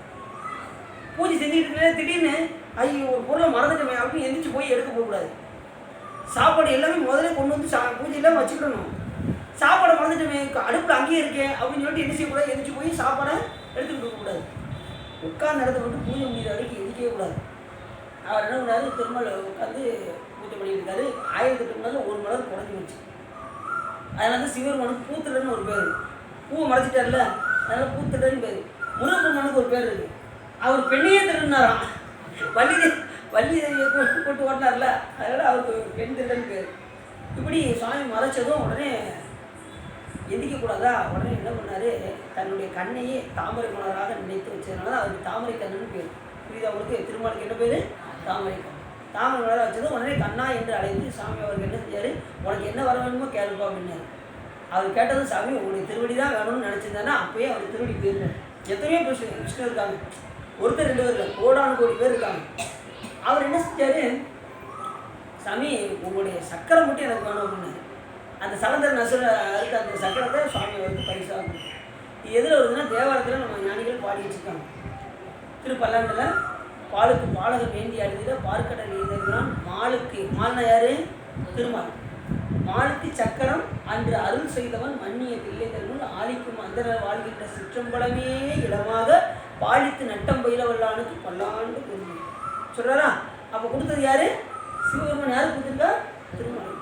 அதனால் அது மறந்து விட்டோம். சரிண்ணா? சரி, இப்படி எல்லாருக்கும் கொடுக்கின்ற இறைவனை நாம் என்ன செய்யக்கூடாது, எல்லா அசுரங்களும் சாமிகிட்ட வராங்கிட்டு சிவபெருமானே போய் இருக்க போவாங்க. அதே மாதிரி ராவணன் என்ன பண்ணார், கைலாய மலையை தூக்குனார். சிவபெருமான் இலங்கை மன்னன் எடுத்த, இலங்கை மன்னன் யார், ராவணன். இலங்கை மன்னன் எடுத்த அடுக்கல் மேல் தலங்கொள் கால்வீரர் சங்கரன் ஊன்றனும் மலங்கி வாய்மொழி செய்தவன் உய்வகை நலங்கொள் நாமும் அமைச்சிருக்கோம். அந்த நேரத்தில் வாகீச முனிவராக இருந்த அப்பசாமி குறையில் வாகீச முனிவராக இருந்தார். அப்போ நீ சிவபெருமானுக்கு சாமகானம் பாடினால் சிவபெருமான் விட்டுருவாரு அப்படின்னாரு. இவர் கதை பிடிச்சிட்டு இருக்காரா, அந்த நேரத்தில் இவர் என்ன பண்ணார், அந்த சாமகானம் மீட்டுறதுக்கு அந்த நேரத்தில் வீணை வேணும். வீணை அந்த நேரத்தில் இல்லை. உடனே இவர் தெரியும், இவர் நெஞ்சை பிளந்து அதில் உள்ள நனவை எடுத்து வீணையை வீட்டினாராம் ராவணன். அப்படி வீட்டுறது உடனே அந்த சாமகானத்துக்கு மைகி சுவாமி செய்கிற அவர் விட்டார். அந்த பாட்டுக்கு கேட்டு சுவாமி அவர் விட்டார். ஏன்னா சாமி உங்களுக்கு தெரியும், சாமி பாட்டுன்னா ரொம்ப பிடிக்கும், இசைன்னா ரொம்ப பிடிக்கும் சாமி. உடனே அது விட்டதும் உடனே உனக்கு என்ன வர வேணும்னு கேட்டார். அவர் இன்னொன்று அவருக்கு வர என்ன வேணும்னு கேட்கல, சுவாமியை மகிழ்ந்து அவர் கொடுத்தாரு. சந்திரவாகனம் என்கின்ற வாளையும் ஈஸ்வரன் என்கின்ற பட்டத்தையும் கொடுத்தாரு. ராவணேஸ்வரன் அப்படின்னு பேர் இருக்குல்ல, சந்திரவாகன வாழை கொடுத்தாரு. அது ஒழுங்காக வச்சுருந்தா அதை பாதுகாத்துருக்காங்க. ஆனால் அதை வச்சு என்ன செஞ்சார், ஜடாயுக்கு வெட்டினான். புரியுது அவங்களுக்கு? அதனால் அது வேலை செய்ய முடியாமல் போயிடுச்சு. ஜடாயிட்ட சண்டை போடும்போது இவர் என்ன செய்வார், பொய் சொல்லி சண்டை போடுவார். அதுதான் முக்கியம். உனக்கு 2 பேரும் சண்டை போடும்போது உனக்கு உயிர் எங்கே இருக்குன்னு சொல்லுன்னு சொல்லுவார். ஜடாயு கேட்கும், எனக்கு இவர் என்ன செய்வார், பொய் சொல்லுவார், எனக்கு தலையில் தான் இருக்குது அப்படின்பாரு யார், ராவணன். உனக்கு எங்கே உயிர் இருக்குன்னு சொல்லி இவர் கேட்பார், எனக்கு சிறகுல தான் இருக்குது அப்படின்னு சொல்லி சொல்லுவார் ஜடாயு. அப்போ இவர் தலையை வெட்டிகிட்டே இருப்பார், வளர்ந்துகிட்டே இருக்கும். யாருக்கு, ஜடாயு வெட்ட ராவனுக்கு வளர்ந்துகிட்டே இருக்கும். உயிர் அங்கே தானே இருக்குன்னு சொன்னால் பொய் சொல்லிடுவார். இவர் கரெக்டாக இவருக்கு தெரிஞ்சுக்கிட்டாரா உயிரை, உடனே ஜடாயு அந்த சந்திரவாகன வாழை கொண்டு சிறகு வெட்டினார். அது இறந்தே போயிடுச்சு ஜடாயு. அதனால் ஏமாத்தினால அவர் அந்த சந்திரவாகன வாழை சாமிகிட்டேருந்து வரவங்க தான். ஆனால் ஒரு உயிரை கொண்டுச்சுன்னா அது எப்படி வேலை செய்யும் சொல்லுங்க. சாமியுடைய ஒவ்வொரு பொருளையும் பிற உயிரை பாதுகாப்பதற்கு தான் பயன்படுத்த வேண்டுமே தவிர இறப்பதற்காக பயன்படுத்தக்கூடாது. அப்படி தான் ஞானிகள் எல்லாம் அட்டமா சித்திகளை பெற்றுக்கொண்டு எல்லாம் என்ன செஞ்சாங்க, நல்லதுக்கு பயன்படுத்தினாங்க. ஒரு அடியாருடைய பையன் இறந்து போயிட்டான் அப்படின்னு சொன்னது உடனே அதை எழுப்பதற்காக அந்த சக்தியை பயன்படுத்தினாங்க, சித்தியை, அட்டமா சித்தியை. இறந்த அந்த அப்பசாமியுடைய பையன் அப்பூதியடியோட பையன் மூத்த திருநாவுக்கரசர் பாம்பு வெடித்து இறந்ததுனால அவர் பாடு பாடி என்ன செஞ்சார், அந்த உயிரோடு மீட்டாரா. அதே மாதிரி பூம்பாவை பெண்ணை ஞானசம்பந்த பெருமான் எழுப்பினாரா. அதே மாதிரி முதலில் உண்ட பாலகனை சுந்தரம் சுவாமிகள் வந்து எழுப்பினாரா. இதெல்லாம் எப்படி நடந்தது அப்படின்னா, அவங்க சிவபெருமான் மேல் கொண்ட அன்பினால் அந்த அட்டமா சித்திகளை பெற்றுக்கொண்டு அவர் என்ன செஞ்சாங்க, நல்லதுக்கு பயன்படுத்தினாங்க. அதனால அவர்கள் உயிரோடு வந்தாங்க. அசுரர்கள்லாம் கெட்டதுக்கு பயன்படுத்துறதுனால அவங்க அழித்தாங்க. இது அவங்களுக்கு மிச்சம்.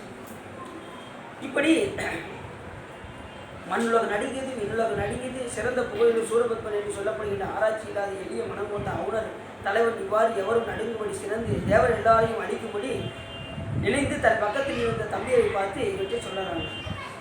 தம்பியை பார்த்து எல்லாரும் போய் என்ன செய்யுங்க, ஒரு வீரன் வந்து இப்படி இந்திரன் காட்டிலிருந்து ஒரு வீரனை கொண்டு இந்த பெண் கைகளை தசை சிந்துமாறு வெட்டினான் என்று கேள்விவிட்டால் இனிமேல் மற்ற மனிதர்கள் நம்மை அழிப்பறாங்களோ அப்படின்னு தன் தம்பியை பார்த்து சொன்னான். ஒரு தேவன் வந்து இப்படி வெட்டிட்டான்னா மற்றவங்களாம் என்ன செய்வாங்க, கொஞ்சம் கொஞ்சமாக நம்ம அசுர குலத்தை அழிச்சிருவாங்க. அதனால நம்ம என்ன செய்வோம், ஆனால் வந்திருக்கிறது கண்டிப்பாக சிவபெருமானும் அல்லன் அப்படிங்க, பரமேஸ்வரன் அல்லன், தாவர இருக்கையில் இருக்கும் நான்முகனும் அல்லன், அவரும் கைவெட்டலை, லட்சுமி வாழும் மார்புடைய திருமாலும் அல்லன், அஞ்சு ஓடிட்ட இந்திரனும் அல்லன், அது இந்திரனின் ஏவலை செய்கின்ற ஒருவனோ அந்த இந்திரனால் ஏவலை செய்யக்கூடிய எவனோ ஒருத்தன் அப்படின்னு சொல்லி சொல்றாரு. அவரால் ஏவலை செய்யப்பட்ட ஒருத்தர் வந்து கையை வெட்டியிருக்காருன்னா நமக்கு எவ்வளோ பெரிய அவமானம் அப்படின்னு சொல்லி தன்னை தாக்கிக் கொள்கின்றார். மறைந்திருக்கின்ற இந்திரனையும் தேனையுடைய தாய் உள்ள பூந்தனையுடைய இந்திராணியும் நான் முன்னமே சிறைவிக்காது விட்டுவிட்டேன், அதனால தான் இந்த நிலை அப்படிங்கிறாரு. அந்த ஆரம்பத்திலே அவனை சிறையில் வச்சிருந்தோம்னா நமக்கு இந்த தண்டனை கிடைச்சிருக்காது. இப்போ அவனை வைக்காததுல நமக்கு ஒரு பெரிய குற்றமாயிடுச்சு அப்படின்னு சொல்லி நான் கையில் கிடைத்த உயிர் பணியை உண்ணாது தவற விடுத்த பெரிய யானை போல் ஆயிட்டேன் அப்படின்னு. பெரிய யானை என்ன செய்வோம், உயிர் பலி கேட்கணும். ஆனால் அப்படி நான் உயிர் பலியை கொடுக்காததுனால என்ன ஆயிடுச்சு, இன்னைக்கு பெரிய யானை போல அப்படி உயிர் பலியை கொடுக்காத யானை போல ஆயிட்டேன் அப்படின்னு சொல்லி சொல்லுவேன். என் மைந்தரும் இருந்தாலும் ஒப்பில்லாத இந்திரஜால தேர்வு இருக்குது, ஆணை சக்கரம் இருக்குது, நானும் இங்கே இருக்கின்றேன், இங்கனம் எல்லாம் இருந்தும் என்ன பயன். இந்திரஜால தேர் இருக்குது, எல்லாம் ஒரு நிமிஷத்தில் பறக்கக்கூடிய தேர் இருக்குது, எல்லாமே இருந்தும் அவரை போய் இப்போ இந்திரனை போய் பார்க்க முடியல. ஏன்னா அவர் ஒளிஞ்சிருக்கிறது உங்களுக்கு தெரியல. கண்டிப்பாக அந்த 1008 அண்டங்களில் தானே இருப்பார் ஒளிஞ்சு, வேற எங்கேயும் போக மாட்டார்ல. இவங்க நினச்ச கண்டுபிடிச்சிடலாம்ல, ஆனால் கண்டுபிடிக்க முடியல. அதுவும் யாருடைய செயல் அப்படின்னா சிவபெருமானுடைய. அவர் வந்து சீர்காழியில் ஒளியணும் இருக்குது, காவிரியாறு பாயணம் இருக்குது, இப்படி எவ்வளோ சிறப்புகள் ஆயிடுச்சு பாருங்க. சாமி ஒரு இதை வச்சு ஏகப்பட்ட காரியத்தை செய்வார். சிவபெருமான் எப்பயுமே அப்படி தான். சாமி வந்து ஒரு சாமி புலவத்துக்கு வந்தாலும் சரி, ஒன்றை வச்சு என்ன செய்வார், 10 காரியம் முடிப்பார், ஒன்றை வச்சு நிறையா காரியம் முடிப்பார். அந்த தருமி புலவருக்கு வரும்போது என்ன செஞ்சார், ஒரே இதில் 2 மாங்காய், தருமிக்கும் அருள் கொடுக்கணும், 2வது ஒரு சிவ பூஜை பண்ணணும், அவருக்கு பொற்காசு கிடைக்கணும். அதுக்கப்புறம் இலக்கண புலவர் இலக்கியத்தில் தலையிடக்கூடாது, இலக்கிய புலவர் இலக்கணத்தில் தலையிடக்கூடாது. அதாவது யான் என்கின்ற கர்வம் கொண்டு நக்கீரதேவன் என்ன பண்ணார், வாதம் போட்டாரா. அதனால் அவரை என்ன செய்யணும், அவருடைய ஆணவத்தையும் ஒடுக்க வேண்டும் என்று புலவராக போனார் சாமி சொக்கநாதர். இது அவங்க ஏற்கனவே அந்த திருவிழாவில் நம்ம பார்த்தோம். வந்து நெற்றிக்கண் திறப்பியும் குற்றம் குற்றமேனாரு. அவர் எல்லாம் சொன்னது சரிதான். அவர் என்ன செஞ்சாரு, நீ வணங்கக்கூடிய உமையம்மைக்கு கூட அது இல்லையோ அப்படின்னாரு சிவபெருமான். ஆமாம் அப்படின்னாரு. வருங்க அந்த ஆணவம் அவர் குறையல. ஆமாம் அவனுக்கு அதுதான் செயற்கையாக தான் முடி இருக்குது அப்படின்ட்டாரு. கூந்தல்லாம் செயற்கையாக தான் மனம் வருது அப்படின்னார்ல. உடனே நெற்றிக்கண் வச்சு சாமி எரிச்சு பொற்றாமரை குளத்தில் கொண்டு போய் போட்டார். அதுக்கப்புறம் சாமி தெரியாமல் பண்ணிட்டேன் அப்படின்னாரு. உடனே சாமியோட மறுபடியும் உயிர் நிறைய சிறப்புகள். அந்த 64 திருவிழாலாம் இங்கே தான் வச்சு நம்ம பேசணும். சாமி திருவிழா இங்கே தான் நிறைவேறியது. இதனால தொடர்ந்து நம்ம அதை பார்க்கணும். இப்படி ஒரு காரியத்தை வச்சு சாமி என்ன செய்வார், பல காரியங்கள் இங்கே வந்துட்டாருன்னா ஏதாவது ஒரு நிகழ்ச்சியை நிகழ்த்திக்கிட்டே தான் இருப்பார். அது மாதிரி குற்றமுடியா இருக்க எழுதிய கைச்சீட்டு வரும் பெற்றான் சாம்பானுக்கு படிமிசை வேதம் வர தீர்த்தி செய்து முக்தி கொடுக்க முறைன்னு அந்த உமாபதி சிவாச்சாரியருக்கும் அது கொடுக்கணும். அதே மாதிரி இந்த பெற்றான் சாமானுக்கும் அது கொடுக்கணும். சிதம்பரத்தில் போயிட்டு வந்தால் அவர்களை வணங்கினா என்ன சிறப்புங்கிறத உலகுக்கு உணர்த்த வேண்டும் என்பதற்காகவும் சிவர் என்ன பண்ணார், அந்த திருவிளையாடல் நடத்தினார். சிதம்பரம் அவருக்கு ஒரு அவர் வந்து நம்மளை மாதிரி சிவ பூஜை பண்ணல எதுவும் இல்லை. ஆனால் பக்குவத்தில் நிறைஞ்சிருக்காரு. விறகு வெட்டி கொடுப்பாரு, உள்ளே கொண்டு போயிடுவாங்க. வெளியில் தான் இருப்பார், உள்ளே போக முடியாது அவரால். அந்த பெற்றான் சாமான் என்கிட்ட விறகு வெட்டியார். என்ன செய்வார், வேறு ஒன்றும் பண்ண மாட்டார். கோயிலுக்கு யார் வெளியில் போயிட்டு வராங்களோ அவங்க திருவடி விழுந்து விழுந்து கும்பிடுவார். அதுதான் செஞ்சார். சிவருமன் ஒரு பக்குவத்தில் உயர்ந்துட்டாருன்னு சொல்லி சிவருமன் என்ன பண்ணாரு, ஒரு கடிதத்தை கொடுத்தேன். பெட்ரான் சாமான் என்கின்ற விறகு வெட்டி சிதம்பரத்துக்கு கொடுப்பாரு. அவருக்கு பரிபக்குவத்தில் உச்சியில் இருக்காரு. உடனே சாமி என்ன ஒரு கடிதம், அடியாருக்கு எளியன் சிற்றம்பலவன் குற்றமுடியாருக்கு எழுதி கைச்சிட்டு வரும் பெற்றான் சாம்பானுக்கு படியின் விசை வேதமர தீட்சை செய்து முக்தி கொடுக்க முறை. இதுதான் கடிதம். இதை அவர் கையில் கொடுத்தாரு. இதை கொண்டு போய் கொற்றமுடியில் இருக்கக்கூடிய சிவாச்சாரிட்ட கொண்டு போய் கொடுப்பா அப்படின்னாரு. அந்த விரைவு உமாதேவத்துக்கு அவர் கொண்டு போய் நேரம் அப்படி கொடுத்தாரு. இவருக்கு ஒன்றும் தெரியாது, இவர் படிக்கலை. போய் பார்த்தாரு, இவருக்கு முக்தி கொடுக்க சொல்லி சாமி எழுதியிருக்காரு. தீட்சை செய்து முக்தி கொடுக்க. அப்போ தீட்சை செஞ்சால் தான் முக்தி கொடுக்க முடியும். இது யார் சொல்கிறா, சிவபெருமானே சொல்கிறாரு. அவர் பார்த்தாரு. உடனே என்ன பண்ணாரு, அப்படி ஜோதி முடியுமோ அப்படி கொண்டு போய் சாமி திருவடியில் கொண்டு போய் சேர்த்தார். இந்த குருநாதராக இருக்கக்கூடியவர் மோதிதேவர் சுவாமி திருவடியை கொண்டு போய் சேர்த்தார். உடனே அந்த விரவெட்டியோட மனைவி ஊர் மக்களெல்லாம் கூப்பிட்டு வந்துட்டாங்க. என் கணவர் இவர் கொண்டுட்டாரு அப்படின்னு சொல்லி ஊர் மக்களெல்லாம் கூப்பிட்டு வந்து இந்த விஷயத்தை என்னன்னு கேளுங்க அப்படின்னு சொல்லி எல்லாம் கூப்பிட்டு வந்ததும் உடனே அவர் சொன்னார், இல்லைப்பா உன்னுடைய அவர் நான் என்ன செஞ்சேன், மோட்சம் தான் கொடுத்தேன். அவர் நான் கொல்லலை, அவரை மோட்சம் தான் கொடுத்து சுவாமி திருவடிக்கு தான் அனுப்புனேன் அப்படின்றதும் உடனே இவங்க எல்லாம் நம்ப மாட்டேன்னாங்க. சரி, இந்த கூட்டத்தில் உள்ள யாரையாவது மோட்ச அடைய செய்ய பார்ப்போம் அப்படின்னு எல்லாரும் சொன்னாங்க. இவர் சுற்றி பார்த்தாரு, ஒருத்தர் கூட தேரலை, யாருக்குமே பக்குவம் இல்லை. கடைசி அந்த கோவிலேருந்து அபிஷேகம் பண்ணி வெளியே வர்ற ஒரு முள்ளி செடி ஒன்று இருந்துச்சு. அதில் அபிஷேகம் பட்டு அந்த தண்ணி அந்த செடி மேலே பட்டு அது பரிபக்குவமாக இருந்துச்சு அந்த செடி. உடனே அந்த செடி தான் இப்போதைக்கு பக்குவமாக இருக்குது, அதுக்கு மோட்சம் கொடுக்க பாருங்க அப்படின்னதும் உடனே அப்படியே சுவாமி நினைப்பார், அப்படியே அது மோட்சம் அடைஞ்சு மேலே போகும் அந்த கழிச்சு அந்த செடி. அதை பார்த்து தான் எல்லாரும் நம்புவாங்க, அது வரைக்கும் நம்ப மாட்டாங்க. இப்படி பல சிறப்புகள் செய்வார் சாமி. ஆமாம், நம்ம போனோம்ல, இந்த டைம் போயிடுவோம். 4ஆம் தேதி நைட்டு 5ஆம் தேதி அங்கே தேரோட்டம் பார்க்குறேன். சிதம்பரம் போகலாம், வாய்ப்பில்லாம வாங்க 4ஆம் தேதி இரவு கவி 5ஆம் தேதி ஒரு நாள் மட்டும் பார்த்துட்டு தேரோட்டம் பார்த்து முடிச்சது. அப்படி வரும்போது ஒரு கோயிலை பார்த்துட்டு இப்படி வளமிக்க அகன்ற தேரும் மதத்தையுடைய யானையும் வெற்றியுடைய குதிரையும் அளவிருந்த எல்லாம் இருந்து என்ன செய்ய முடியல. அசமிய கைவிட்டுப்பட்டதை நம்மளால் ஒன்றும் செய்ய முடியும். அவனுடைய மைந்தர்களும் பானுகோபன் என்ற வலிவன் சிவந்த தீ போல சிறந்து அவனே பானுகோபன் என்ன செஞ்சார், அவருடைய பையன், இப்பா நீங்கள் சொல்லுங்கப்பா, நான் யாருன்னு பார்த்துறேன். அப்படிப்பட்ட யாருப்பா, யார் வெட்டது கையா அப்படின்னு சொல்லி என்ன செய்கிறாரு கேட்குறாரு. மும்மூர்த்திகளே அல்லாது உன் சினத்துக்கு தகுந்தவர் யார், தம்பியிருக்கும் இவ்வாறே, அதனால் மனத்தில் கொண்ட சினத்தை நீக்குவீராக என்று இந்த பெண்கள் கைவிட்டுப்பட்ட இடத்துக்கு நான் செல்வேன் அப்படின்னு யார் சொல்கிறா, பானுகோபன் சொல்கிறார். இப்பா அந்த இடத்துக்கு நான் போயிட்டு வரேன் அப்படின்னு சொல்லி தன் தந்தையாகிய சூரபத்மன் சொல்கிறார். வெற்றுடைய வாழால் மங்கையின் கைகளை வெட்டும் தளர்ச்சியுடைய ஆண்மகனையும் உன் மனத்தின் மயக்கத்தை உண்டாக்கி இந்திராணியும் இந்திரனான கல்லனையும் தன் உயிரில் அன்பில்லாத தேவர்களையும் பிடித்து கொண்டு வந்து அங்கேருந்து கிளம்புறாரு. யார், பானுகோபனும் கூட இந்த எல்லா பேரும் சேர்ந்து கிளம்புறாங்க, பூலோகத்துக்கு வராங்க. எனக்கு விடை கொடுப்பீராக என்று பானுகோபன் வேண்டினார். தந்தையான சூரபத்மன் சினம் தணிந்து மைந்தா ஒரு படைகளோடு அங்கு செல் என்று பானுகோபனுக்கு வாழ்த்து கூறி அனுப்புகிறார். மகிழ்ச்சி பெற்ற தேவர்கள் மனிதர்கள் அழுத்தப்பட்ட முடிகள் பணியுமாறு உராய்வதால் உறப்புடைய தந்தை சூரபத்மனின் அடிகளின் தலையை பெற்றுக்கொண்டு தன் இருப்பிடத்துக்கு பானுகோபன் சென்றார். இப்படி சென்றதும் உடனே நான்முகனை பார்த்து கூப்பிட்டார். நான்முகா எங்கே இருக்க அப்படின்னு, ஏன்னா அவர் தான் என்ன செய்வார், ஜாதகம் பார்ப்பார். நான்முகனை கூப்பிட்டார். எம் இறைவன் உங்களை அழைத்து வருமாறு பணி தரணும்னு அவர் நான்முகனை பார்த்து கேவலரெல்லாம் போய் அவரை போய் அழைச்சிட்டு வந்தார்.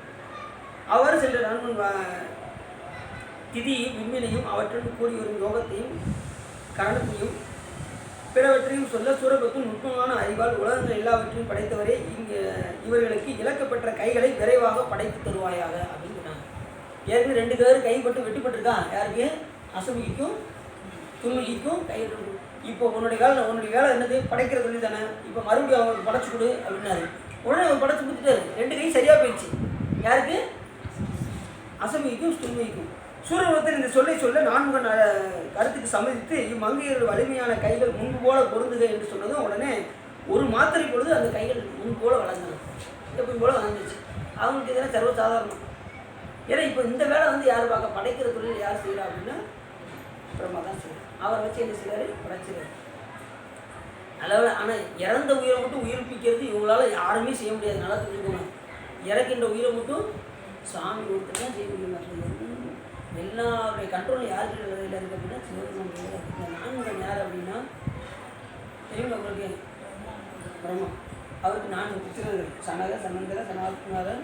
அவருடைய பெருவிரலிருந்து சொன்னது தான் தட்சன். தட்சன் தெரியுங்களா? தட்சன் யாரும் பிரம்ம புத்திரன். இப்படி பல சிறப்புகள். 4 பேர். அவர் 4 முகம் கொண்டவர். அவருக்கு தெய்வ 4 முகம் ஏன் பேர் இருந்துச்சு? அவர் ஏற்கனவே 5 தலை இருக்கும். நாங்கள் வந்து 5 தலை இருக்கும். 5 தலையில் என்ன செய்யறாரு, சிவபெருமனுக்கு 5 முகம், நமக்கு 5 முகம். நாம் எப்படி அவரை வணங்குறதுன்னு நினைச்சாராம். உடனே சிவபெருமான் வீரபத்திர அனுப்பி தலையை எரிச்சிட்டாராம். உடனே தலையை அறுத்து கொண்டு வந்து கையில் கொடுத்துரு. எப்பவுமே ஆணவம் இருந்தால் அங்கே நமக்கு தலையை அறுக்கப்படும். அதனால் ஆணவம் அது மாதிரி தலையை அறுக்கப்படணும்னா நமக்கு என்ன ஆகும்? ஆணவம் இருந்ததுன்னா அது நம்ம குறைச்சிக்கிடணும். நம்ம இறை வழிபாட்டு செலுத்தணும்னா அது ஆட்டோமேட்டிக்காக குறைஞ்சிடும். புரியுதவங்களுக்கு? ஆணவம் நம்மக்கிட்ட கண்டிப்பாக. இன்னொரு கதை என்ன வருது அப்படின்னா, அந்த 4 வந்து ஏன் அந்த 5ஆவது தலை வந்து கழுது தலையாக இருக்கணும். கழுது தலையாக இருக்கும்போது விஷ்ணு வந்து நீங்கள் தேவர்கள்லாம் வந்து இப்படி கழுது தலையாக இருக்குது அப்படின்னு சொன்னதும் உடனே விஷ்ணுகிட்ட போய் சொல்லியிருக்காங்க. நீங்கள் சிவபெருமானிட்ட போய் முறையிடுங்க அப்படின்னு சொன்னதும் சாமிகிட்ட வந்து அத்தனை தேவர்கள் சொன்னதும் உடனே சுவாமி போய் அந்த தலையை கொய்து வந்ததாக ஒரு வரலாறு இருக்குது. இப்படி பல வரலாறுகள் இருக்குது. சரிதானே?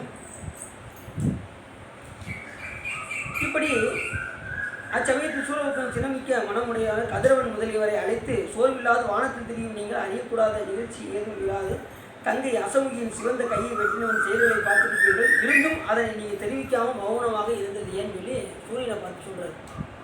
சூரியன் நீங்கள் நல்லா ஒளி கொடுக்குறீங்களா? கதிரவன் தானே ஒளி கொடுக்குறாரு. இப்போ கை வெட்ட போது நீங்கள் என்ன செஞ்சுட்டு இருக்கீங்க? ஏன் மௌனம் சாதித்தீங்கன்னு சொல்லி இப்போ சூரியனை பார்த்து கேட்குறாரு. அவர் ஆட்சி புரியினால எல்லாரையும் கூட்டு கேட்கக்கூடிய அதிகாரம் யாருக்கு உண்டு? அவருக்கு உண்டு. அதனால் சூரியனை பார்த்து கேட்டார். சூரியன் பார்த்தீங்கன்னா அதிதிங்களுக்கு பிள்ளையாக பிறந்தவர் தான் சூரியன். தெரியுமா? அதிதி அந்த இந்த பெண்ணுக்கு அந்த அந்த முனி காசி முனிவர் வந்து அவரோட மனைவி அதிதி. அவங்க வந்து என்ன செய்வாங்க, கணவருக்கு அன்னம் பாலிச்சுக்கிட்டு இருக்கும்போது திடீர்னு வெளியே ஒரு அந்தனர் வந்து என்ன செஞ்சார், யாசகம் வந்து கேட்டார். அண்ணன் கொடுக்குன்னு சொல்லி யாசகம் கேட்டார். அந்த நேரத்தில் கணவருக்கு வச்சுட்டு தானே போய் மற்றவங்களை வெளியில் போய் பார்க்க முடியும். இவங்க வெளியில் நிற்க அவர் கூப்பிட்டுக்கிட்டு இருக்காரு. இவர் அதெல்லாம் கேட்காம கணவருக்குலாம் வச்சுட்டு பதறாமல் போய் தான் அவங்க என்ன பண்ணாங்க, அந்த நேரம் போய் பார்த்தாங்க. இப்படி பதறாமே வந்து நீ வந்து பார்க்குற அப்படின்னு சொல்லி அவர் உனக்கு கற்பமே ஆகாது அப்படின்னு சொல்லி அவர் சவிச்சிடாரு. சவிச்சதை வந்து தன்னுடைய கணவராகி காசி முனிவர்கிட்ட வந்து அதிதி வந்து சொன்னான். இந்த மாதிரி அவர் சவிச்சிட்டாரு, என்னங்க அதெல்லாம் ஒன்றும் உன்னை செய்யாது, நீ கவலையே படாத, உனக்கு நான் கர்ப்பம் தரிக்க வைக்கிறேன்னு சொல்லி அந்த காசி முனிவர் என்ன செய்கிறாரு, உனக்கு நிரந்தரமான ஒரு பயிரை நான் உண்டாக்குறேன் அப்படின்னு சொல்லி அவர்கிட்ட தோன்றவர் தான் சூரியன். அவருக்கு என்றுமே அழிவே கிடையாது. இது அவங்களுக்கு சூரியன் எப்போதுமே சூரியனுக்காக உதிக்காமல் இருக்கான். உதிக்கலாம் நாம இங்கே உயிரோடு இருக்க முடியாது. மீது அவங்களுக்கு அதனால் நித்திய புத்திரனாக அவர் சுவாமி அந்த சிவபெருமான்கிட்ட வர வாங்கி அவர் என்ன செஞ்சார், அந்த புத்திரனை கொடுத்தாரு. அவர் தான் சூரியன் பேர். அப்படி உள்ள சூரியன் என்ன செய்வார், இந்த இது நடக்கும்போது இந்த பீஷ்மர் ஏற்கனவே ஒரு கதை சொன்னாங்க. ராமாயணத்தில் வந்து மகாபாரதத்தில் ஒரு பெரிய போர் நடக்கும். அந்த போரில் அவருக்கு வந்து பீஷ்மருக்கு எப்போ உயிர் போக போகுதுன்னு அவருக்கு தெரியும். ஆனால் உயிர் போகிற நிலையில் அவர் அம்புல படுத்திருப்பார். பீஷ்மர் அவர் படுத்திருக்கும் போது அவர் உயிர் பிரியும்னு நினைக்கிற நேரத்தில் பிரியாது. உடனே வியாசரை கூப்பிட்டு கேட்பார், ஏன் எனக்கு இன்னும் உயிர் பிரிய மாட்டேங்கி, என்னன்னு சொல்லுங்க அப்படின்னு சொல்லி சொன்னதும், நீ கெட்டது ஒன்றும் செய்யலை, ஆனால் நீ கெட்டது நடக்கும்போது அதை பார்த்துட்டு சும்மா இருந்தவர், அதனால தான் நீ இதை அனுபவிச்சுக்கிட்டு இருக்க அப்படின்னாரு. இது அவங்களுக்கு நமக்கு முன்னாடி கண்ணுக்கு முன்னாடி யாராவது தீங்கு நடந்தால் கூட நம்ம அதை போய் என்ன செய்யணுமா, நீ செய்யாதீங்க அப்படின்னு சொல்லி சொல்லணுமா, இல்லைன்னா அது கூட ஒரு தீங்காக வந்து அமையுமா. இப்போ 2 பேரும் சண்டை போட்டுக்கிட்டு இருக்காங்க, 2 நண்டையை உடைக்கடா, நண்டையை நல்லா உடைக்க அப்படின்னு சொன்னா வச்சுக்கோங்க நமக்கு தீங்கு. அப்போ அங்கே போய் என்ன செய்யணும், விலைக்கு விடலாம்ல, இப்போ சண்டை போடாதீங்க அப்படின்னு சொல்லலாம்ல. அந்த மாதிரி செய்யும். அதை பாஞ்சாலியை சேலை உருவினாங்களா, துச்சாதனை உருவும்போது இவர் வந்து பார்த்துக்கிட்டு இருந்தா. அந்த குற்றம் தான் இவருக்கு என்ன ஆயிடுச்சு, அதனால் அந்த உடம்போடு நீ அதை பார்த்ததுனால உன்னுடைய காது மண்டை இது உடம்பு எல்லாம் இப்படி கிடக்கணும்னு விதி இருக்குது அப்படின்னாரு. அதனால தான் அம்புல அப்படியே வேதனை தாங்க முடியாமல் அது கடைசி நேரத்தில் இருந்தார். யார் பீஷ்மர். இல்லைன்னா அவரை அந்த நேரத்தில் ஒரு உயிர் பேர்ந்துருக்கும். அதனால் இதை அனுபவிக்க வேண்டிய சூழ்நிலை உங்களுக்கு வந்திருக்கு அப்படின்றது இதுக்கு ஒரே வழி இருக்குது. சூரியனுடைய எருக்கம் இல்லை தெரியுமா உங்களுக்கு? எருக்கு வந்து சூரியனுக்குரியது தெரியுமா உங்களுக்கு? எரிச்சின்னு இருக்குமாங்க பார்த்துக்கிங்களா? அது என்னன்னா சூரியன் வந்து எப்படி எரிச்சு வெளிச்சம் கொடுக்கும், அதுபோல் அந்த எரிச்ச இலை வந்து பார்த்திங்கன்னா அதை கொண்டு வந்து அவர் தலையில் வந்து சுடுவாங்க. சூடு வந்து அதுக்கப்புறம் தான் அவர் உயிர் தெரியுமா, ஈஸ்வரனுடைய உயிர் புரியுது அவங்களுக்கு? அந்த சூரியனுடைய இது தலையில் வச்சதும் அவருக்கு அந்த உயிர் வந்து அது வரைக்கும் வேதனையோட தான் இருந்தார் விஷ்ணு. இப்படி கதைகள் மகாபாரதத்தில் நிறைய கதைகள்லாம் வருது, கிளை கதைகள்லாம் நிறையா வருது. இது அப்பப்போ உங்களுக்கு லேசாக உடல் லைட்டாக அப்படி டச்சு விட்டோம்னா உங்களுக்கு கொஞ்சம் நல்லாயிருக்கும். ஏன்னா இந்த சூரியன் வர்றாங்க, சந்திரன் வர்றாங்க, அது மாதிரி நான்முகன் எதுக்காக வர்றாங்க அப்படிங்கிற நம்ம தெரிஞ்சுக்கணும்ல. கிருஷ்ணர் எதுக்காக வர்றாரு எல்லாமே கந்த புராணத்தில் நிறைய எல்லாருடைய கதையும் வந்துடும். சாமிகிட்ட இருந்து, கிருஷ்ணர்கிட்ட இருந்து, பிரம்மாட்ட இருந்து, சூரியன்ல இருந்து, சந்திரன்ல இருந்து, முனிவர்கள்ல இருந்து, முனிவருடைய புதல்வியிலிருந்து, முனிவருடைய மனைவிகளிலிருந்து அத்தனை பேரும் சற்றூட இதில் வந்துடுவாங்க கந்த புராணத்தில். அதனால தான் இது 1,00,000 கிரகந்தங்களை கொண்டது கந்த புராணம். இது அவங்களுக்கு எத்தனை கிரகந்தம்? 1,00,000. ஆனால் அது ரூல்ஸ் படி பார்த்தா இதுக்கு தான் பெரிய புராணம் வைக்கணும். இது பெரிய புராணம், அதனால் போய்கிட்டே இருக்குது. இன்றைக்கி 91 நாள் ஓடிக்கிட்டு இருக்கு. இது போய்கிட்டே இருக்கும், பெரிய புராணம் தான். ஆனால் தொண்டர்களுடைய பெருமை பெரியது என்ற காரணத்தினால தான் அடியாருடைய புராணத்துக்கு பெரிய புராணம்னு வச்சாங்க. இது அவங்களுக்கு தொண்டர்தம் பெருமை சொல்வதும் பெரியது. எல்லாத்துலேயும் சிறந்தது கடைசி பெருது எது பெரியதுன்னு அப்படியே கேட்டு வரும்போது கடைசி எனக்கு நாங்கள் உண்மை பெரியதோ இல்லை, உண்மையோ அந்த சிவபெருமானுக்குன்னு ஒடுக்கும். அப்போ சிவபெருமான் தான் பெரியவர் அப்படிங்கும்போது இல்லைங்க, அந்த சிவபெருமானம் தொண்டருக்குள் ஒடுக்கம் அப்படின்னு சொல்லி தொண்டர்தம் பெருமை சொல்வதும். அதனால தான் திருத்தொண்டர் புராணம் என்கின்ற புராணத்திற்கு பெரிய புராணம் என்று அழைக்கிறார். இந்த புராணத்துக்கு கந்த புராணம். முருகப்பெருமானை பற்றி சொல்லுகின்ற காரணத்தினால் கந்தன் என்றால் பகைவருடைய ஆற்றலை வற்றி செய்வோன், உயிர்களுக்கு பட்டுக்கோடாய் விளங்குவோன், அடுத்து எல்லா உயிர்களுக்கு பட்டுக்கோடாய், அதை 6 முகங்களையும் ஒன்றாக கொண்டவன். இப்படி 3 பொருள் கந்தன் என்கின்ற சொல்லி கொடுத்து. உடனே நீ ஏன் வந்து அதை சொல்லலை அப்படின்னு சொல்லி அவர் கேட்குறாரு. உடனே அவரை கொண்டு போய் சிறையில் அடையிட்டார். யாரை? சூரியனை கொண்டு போய் சிறையில் அடைக்க, அப்புறம் சந்திரனை கொண்டு போய் சிறையில் அடைக்க, எல்லா தேவரும் ஏன் திக்கு பாடல்கள்லாம் எல்லாம் நீங்கள் ஏன் என்ன செஞ்சீங்க அப்படின்னு சொல்லி அத்தனை வரை என்ன செய்கிறாரு? கொஞ்சம் சிறையில் கொண்டு போய் அடைச்சாரு. வாய்க்கள் நெடிய கால்களில் அணிந்த வீரக்கலைகளுடைய சூழலுக்கும் பொருந்தி ஒரு சிறையில் வைத்தாங்க. வாய் போவான்னா நீங்கள் எல்லாம் என்ன பண்ணீங்க? நீங்கள் எல்லாம் அங்கே தானே இருந்தீங்க, உங்களுக்கு என்ன ஆச்சு? ஊய் ஆழா அப்படின்ட்டு எல்லாத்தையும் சிறையில் தூக்கி வச்சுட்டாரு. நல்லா தெரிஞ்சுக்கோங்க, இந்த சிறை மாணிக்கவாசகமான சிறையில் வச்சாங்க தெரியுமா உங்களுக்கு? அவர் என்ன சொன்னார்? ஆவணி மூலத்தன்று குதிரை வரும்னு சொன்னார். அது வரைக்கும் பொறுமை இருக்கணும், இருக்கக்கூடாதா? அரசு பொறுமையாக இருக்கணும்ல. ஆவணி மூலத்து வரைக்கும் பார்க்கணும், இல்லைன்னா அவரை சிறையில் வைக்கணும். ஆனால் அதுக்குள்ளேயும் வந்து சொல்கின்ற ஒரு காவலர் சொன்னதை கேட்டுட்டு இவர் என்ன பண்ணார்? தூக்கி சிறையில் வச்சார் மாணிக்கவாசகர். நீங்கள் ஒன்று, அவர் திருப்பரங்குரு, அவர் தொண்டிமானத்துக்கே போகலைங்க, அவர் குதிரையே வாங்கலை. அவர் போன இடத்துல குதிரையே இல்லை அப்படின்னு சொல்லி ஒருத்தர் வந்து சொன்னான். அவர் போன இடம் திருப்பெருந்துறைங்க. அங்கே ஒருத்தர் சாமியார் இருந்தார். அவர் பார்த்தீங்கன்னா 999 சாமி அங்கே உள்ள இருந்தாங்க. இவர் குதிரை வாங்கி போகலைங்க அப்படின்னு சொல்லி வந்து என்னென்ன மண்ணட்டை போட்டு விடணுமோ அத்தனையும் போட்டு விட்டா காவலர். இவர் என்ன சொன்னார்? கண்டிப்பாக ஆவணி மூலத்தட்டு. சாமி சொன்னார், ஆவணி மூலத்தட்டு குதிரை வரும்னு சொல்லு அப்படின்னு சொல்லி மாணிக்கவாசகத்தை சொல்ல இவர் வந்து சொல்லிவிட்டு இவர் வந்து இவர் இடத்துக்கு போயிட்டார். அது வரைக்கும் பொறுமை இல்லாமல் இவரும் போய் அவர் சொன்னதுமே உடனே சிறை கொடுத்தாரு பாருங்க. அதுதான் குற்றமாயிடுச்சு. உடனே சாமி அதுக்கப்புறம் நிறைய திருவிழாக்கள் நடத்தினார். நம்ம ஏற்கனவே பார்த்தோம், மாணிக்கவாசகத்தை பற்றி பார்த்துருக்கோம். இப்படி அதுமாதிரி பிரம்மாவை சிறையில் தூக்கி முருகப்பெருமான் வச்சார். உள்ளே போய் அவர் என்ன பண்ணாராம்? சுவாமி நினைச்சாராம். அதான் ரொம்ப ஆச்சரியம். அவர் படைப்பு தொழில் நடக்கணும்ல, அந்த நேரத்தில் முருகப்பெருமான படைப்பு தொழில் செஞ்சார். முருகப்பெருமானை நினைந்து அவர் முருகப்பெருமான அந்த தொழிலை செஞ்சார். இது அவங்களுக்கு அந்த பிரம்மா சிறையில் வச்சதும் அந்த நேரத்தில் உயிர்களெல்லாம் ரொம்ப ஜகஜோதியாக இருந்துதான் முருகப்பெருமானே அந்த படைப்பு தொழிலை செய்யும்போது. இவர் உள்ளே போய் என்ன செஞ்சார்? நல்ல பக்குவம் ஆகிட்டார். பக்குவம் ஆகி வெளியே வந்தாராம் சிறையில் இருக்கும்போது. பிரம்மா சிறையில் வச்சதும் உடனே உள்ளே போய் சுவாமியை சிந்திக்க, நினைக்க, தியானிக்க அப்படியே இருந்தான். அதுக்கப்புறம் வெளியே வந்ததுக்கப்புறம் முருகப்பெருமான் எனக்கு நல்ல தீட்சை கொடுத்து எனக்கு நல்ல சாமி சிந்திக்க வச்சாரு அப்படின்னாரு வெளியில் வந்து. இப்போ இது அவங்களுக்கு அது சிறைச்சாலை இல்லை, எனக்கு அது தவச்சாலை அப்படின்னா பிரம்மா. அப்படியாகி சாமி என்ன செஞ்சாரு? அவரை பரிவு பக்குவமாக தான் ஆக்கினாரே ஒழிய அவரை சிறை வைப்பது எதுக்காக? தண்டிக்கல, அவரை திருத்த. அது மாதிரி சாமி எது நமக்கு ஒரு தண்டனை கொடுத்தாலும் அது நம்ம திருத்துவதற்காக தான் இருக்கக்கூடிய நம்மளை தண்டிக்க வேண்டும் என்கின்ற நோக்கத்தோடு எதுவுமே இருக்காது.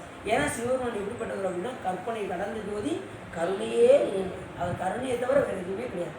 சிவபெருமானுக்கு எது உருவம் அப்படின்னா அவர் கருணை தான் உருவம். எந்த உயிரும் தண்டிக்க வேண்டும் என்கின்ற நோக்கம் சிவபெருமானுக்கு கண்டிப்பாக கிடையாது. எல்லா உயிரும் தன் நிலைக்கு உயர்த்த வேண்டும் என்று பித்த பிடிச்சி போயிருக்காங்க. அதனால தான் சிவபெருமானுக்கு பித்தன் என்று பெயர். தெரிஞ்சா அதுதானே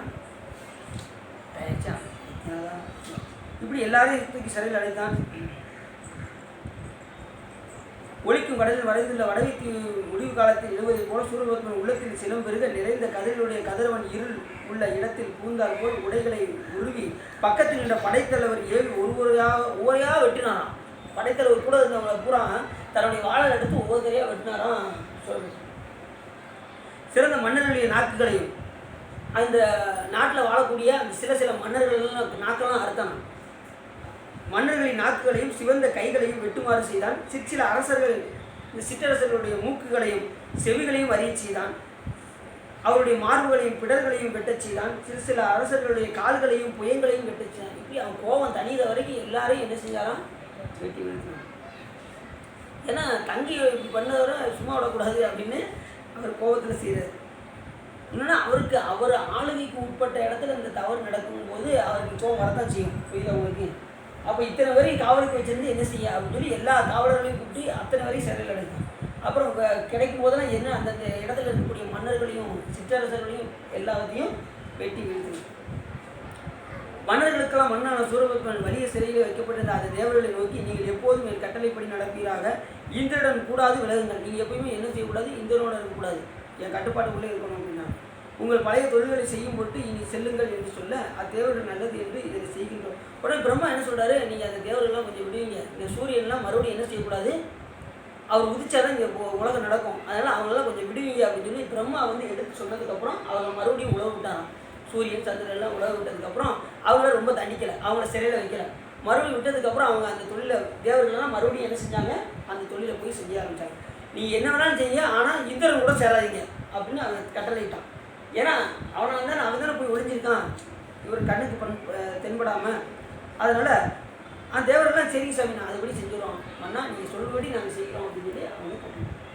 அவர்கள் சென்ற பின்பு சூரபத்மன் தாமரை வளர்ந்து வீட்டிற்கும் 4 குலருக்கும் 5 அமைச்சர் அனைவருக்கும் மேன்மை மிக்க முனிவருக்கும் பெரும்படை தலைவருக்கும் போவதற்கு விடையளித்து தன் கோயிலுக்கு சென்றார். தன்னுடைய அரண்மனைக்கு உள்ளே சென்றார். முன்பு இந்திரனையும் இந்திராணியும் பிடித்து கொண்டு வருமாறு புறப்பட்ட பானுகோவன் இந்த செயலை சொல்ல தொடங்கினான். இப்போ ஏற்கனவே பானுகோவன் சொல்லிட்டான், தன் தந்தையிட்ட நான் போய் எப்படியாவது போய் பார்த்துட்டு வரேன், கீழே பூலோகத்தில் போய் பார்த்துட்டு வரேன்னு சொல்லி அவனுடைய சேர்ந்த அத்தனை படைகளெல்லாம் எடுத்துகிட்டு கொண்டு போய் பூலோகத்துக்கு வரான். அந்த கதையை பற்றி நம்ம நாளைக்கு சொல்ல போகிறோம் அப்படின்னு சொல்லி இந்த கதையை முடிக்கிறாரு. நாளைக்கு அமரர் சிறைக்கு படணும். இப்போ என்ன பார்த்தோம்? சூரன் தண்டஞ்செய் படணும். எல்லாத்தையும் தண்டிச்சாரா? மூக்கு, வாய், பற்கள், பொசம் எல்லாத்தையும் வெட்டி வீழ்த்தினாரா? எல்லாரையும் சிறையில் வச்சாரா? இதுதான் தண்டம் செய்யப்படணும். அவர் எல்லாத்துக்கும் தண்டனை கொடுத்ததுனால தண்டம் செய்யப்படணும் என்று முடிகிறது. அடுத்த நாளைக்கு அமரர் எல்லாத்தையும் எப்படி சிறைகள்லாம் வைக்க போகிறாரு, அங்கே யார் யாரெல்லாம் மாட்ட போகிறாங்க, அது யார் யாரெல்லாம் சிறை முக்க போகிறாங்க அப்படிங்கிறத பற்றிலாம் நாளைக்கு பார்க்கணும் என்று சொல்லி இருக்காரும். உள்ள நிறைந்து உரை சிறந்து இந்த கண்டவரானத்தை கேட்டதினால் உங்களுடைய வல்வினை கரைந்து திருவள்ளுவர் உரையும் என்று சொல்லி திருக்குறள் பாடி அதையும் உரையை வச்சுட்டோம். அணி செல்வியாதிரை சூழ்புவி தனநிம்பியே கரையேறிட அறிவில்லி யாமடியே நிட அது கீர அருள்வல்லையோ நெடுநாளின மில்லையோ உணவூன உணதருளில்லையோ இனமானவை அறியேனே உணவள்ள தாமகமேரினை அணுசெய்வியாய் அருணாச்சல குருவள்ள மாதவமே பெரு குணசாத முடிவில்ல வேதரு நாளது மொழிவல்ல யோகவரே மணி குருவள்ள வாசிவனே சிவ குருநாதா கொள்ளி மாகண பூதமோடு அமர்கள்ளி கானக நாடக பரிசெல்வியாய் பரமேஸ்வரி தருகோவே படரள்ளி மாமலர் பானவ துடைவில்லி மாமதனாரணை பரிசெல்வியாய் மருகாசுர முருகேசா மணமொள்ளையாகி நகாகன தனவில்லி மோகன மோடன மகிழ்வில்லை மானடமாடின அருள் பாடா மறுவில்லி மாவன நீடிய பொல்வெள்ளி காவன மாடவை வடமுல்லை வாயிலில் தேவிய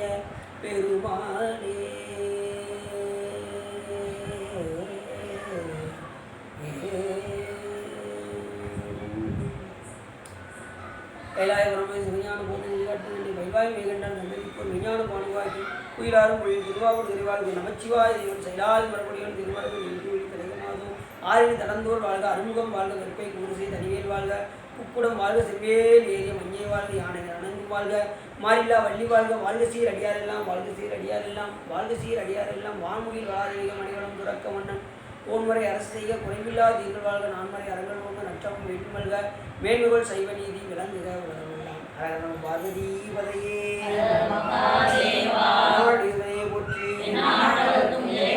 போற்றி வேல்களுக்கு கட்டு கட்டு